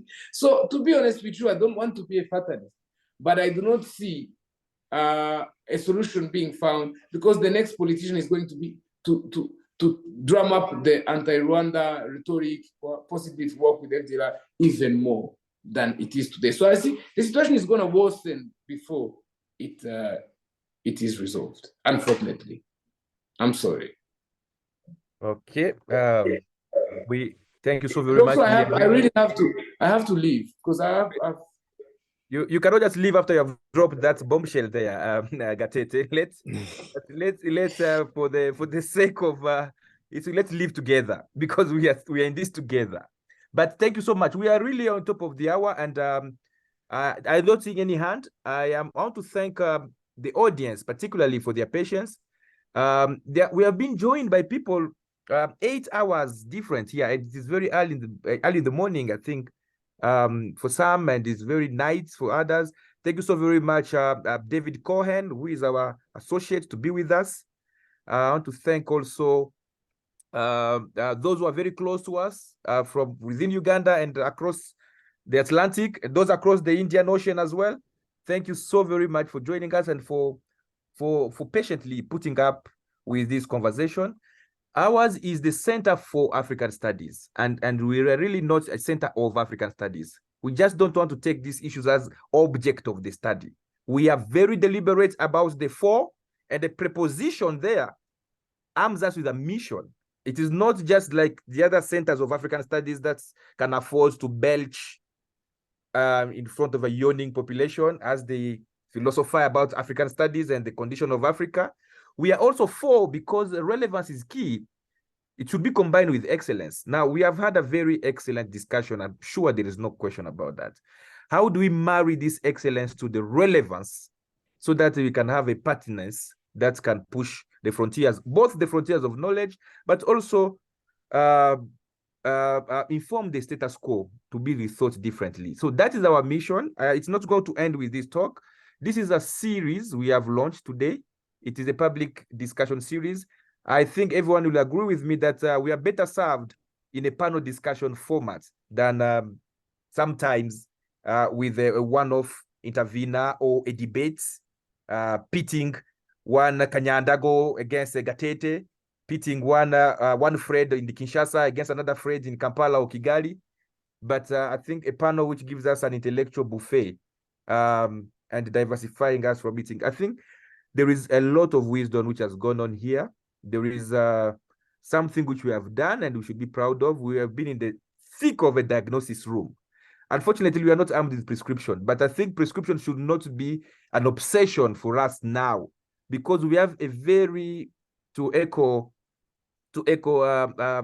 Goloba Mutebi, we have a lot of ignorance hovering over us, and we really need to dissect what is it that we are thinking. So understanding is a very hard labor. It's a very hard labor for those who are asking, what do we do? I'm seeing question on the chat here. How do we put the last nail on this coffin and then we bury this demon?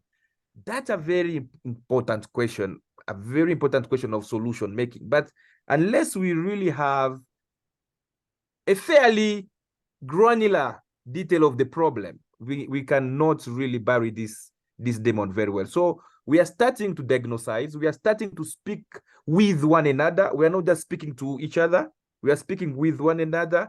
We are going to be intentional moving forward as the center. We are going to have this cross-border conversation, cross-state conversation, cross-people, but also cross-time. We're not just going to have a conversation that is stuck in the post-1994 for some, or in a post-1996 for others, or in a post-2015 for others. We are going to be intentional about temporal registers that are multiple, spatial registers that are multiple, so that we can hone in the real gravity of the problem. And I think this talk has really bears witness to that kind of intentionality. I want to thank the panelists who have been here. I will give them parting shots, just final parting shot as we close it. Fred, I think your hand is up here, but I think we are not going to. Yeah. We are not going to have the rebuttals. And so if you can, I'm seeing your hand up insistingly. I will give you the parting shot. We are starting with you as we just wind up. Yes. Yes. I don't want to start all this conversation again. I think we don't need it. But I think it's important to fact check Katete. And that is what I wanted to do.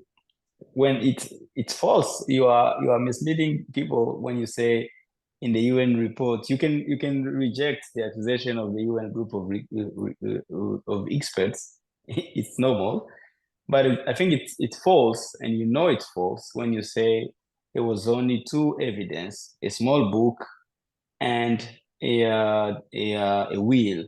You know it's false, right? And as you were saying, I say maybe there's something wrong. So I went back to the report and its annexes, and there is actually more than 50 pages of documents in the annexes. That shows many things. You may go, you can go and maybe reject every one of those, but you can't say there was two documents. That's wrong. That's false. That's simply not true. Give us an example. To give us one example. There is a helmet of combat of RDF found on the ground. There is a Rwandan military cards found on the ground. There is ammunition that are known to be on the there's movement of troops captured by drones found on the ground. You can see this. It's on the UN group of experts. It's available. You can see it. And maybe I will encourage in the notes, if there is any that David share, to put links on things. So we can't, if we are encouraging ourselves to read history, we should not start by transforming the facts, especially if you cite documents, right? It's there. Find arguments, but not that way. Similarly to the discussion on election, I think it's well known that the current government, the current president didn't win the election. It's not something new in DRC, at least. It's widely discussed in DRC. The anti-Rwanda, as you call it, rhetoric may be fueled by the electoral moment, and I think this election doesn't give opportunity to resolve the conflict right now. But I don't think it should all be reducted to the election. And I think where you may be right is that I feel like there is no willing to go toward peace from different from Rwanda at least, and from DRC. Some people in the DRC, even the DRC government. But someone asked the question in the public whether what is the interest of the Congo, what is the interest of the people, and what is are the interests of the people the same as the interest of leaders in the region? I think if you sit at any border in this region and you see the trade, you may understand very quickly that it's not in people's interest to have a war. Also, war is this, as we know it so well in this region. You know when the war starts, but you don't know how it ends. You don't know who wins. So even if there are so many red flags, I will never expect any war in the region. And for all the people in the region. So I'm gonna end by a wish that this region find peace again and the community live together again. And I hope one day this is gonna happen. And I think for it to happen, we need people from different countries to understand and work for that. Otherwise, we will go for a war, for one war to another, and nobody's gonna benefit from it. Thank you so much on that. We have had, I think, Dr. Goloba Mutebi giving us his parting words, and I'm sure Professor Kanyadago has done so. So I'm going to save and spare you the comments too. I think we're ending on a very good note. There is one thing on submission of Gatete which is important, which Fred is taking. There's another important submission from Fred, which Gatete is nodding to. And I think on that note, we are definitely not here in search for common ground. That is not the name of our organization or the purpose. We are not here in search for common ground. There is a whole organization whose name is Search for Common Ground. They have no idea where the ground is, what is common in the search. But we are here to start a conversation, and it's not going to end with us. So causality is one big word that came from this discussion. It is the homework which we need to do. What do we do with causality in terms of weights allocation? There's another important word. Can we move a discussion with bottom line? Can we start from the bottom line and we move it so that it is both empirically grounded, but also theoretically grounded for a more important discussion. We need not to forget bottom lines.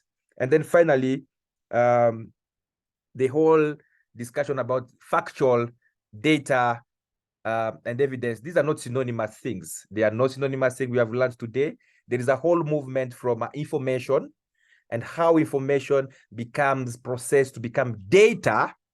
There's an entire conceptual and analytical journey of an information to data. How data travels to become evidence, it's another conceptual journey. And the three, most of the time, unfortunately, the educationists whom we are have bundled them together. Someone says, this is a piece of information, which is my data, this is my evidence. And we bundle them together, and then we degenerate having a conversation that has already muggled together evidence for data and taking data for information. And that is where really the homework lies. We need to journey conceptually toward, can we get this piece of information? Can it have processing so that it can be data? Can it have some processing so that it can be evidence? But above all, some issues are too serious a matter that they cannot just be reduced to a search for evidence. Having said that, I hope that this panel will agree when we call upon them. I have noticed that all of you wear different hats. There is a priest from the Archdiocese of Barara who has told us a lot of things. There is a political scientist and an anthropologist who has told us some important things about the market. There is an economist and an advocate who has told us something about peace building. There is a war reporter who has told us about how we got things wrong. So I'm sure I'm going to call upon you again, at least for so long as I'm chairing the center. And please don't hesitate to come back to give us again another hat of the so many you are wearing to continue this conversation.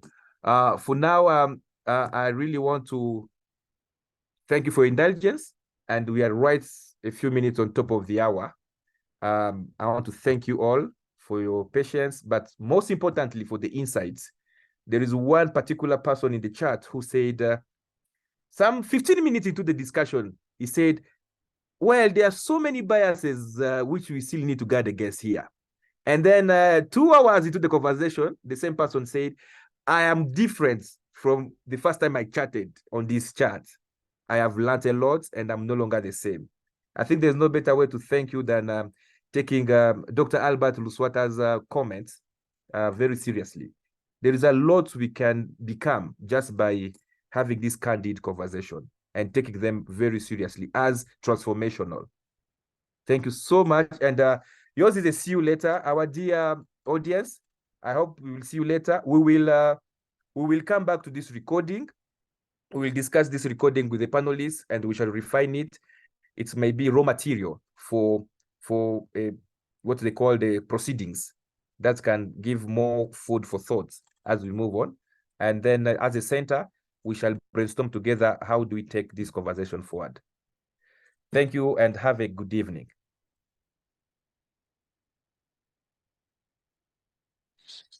Thank you.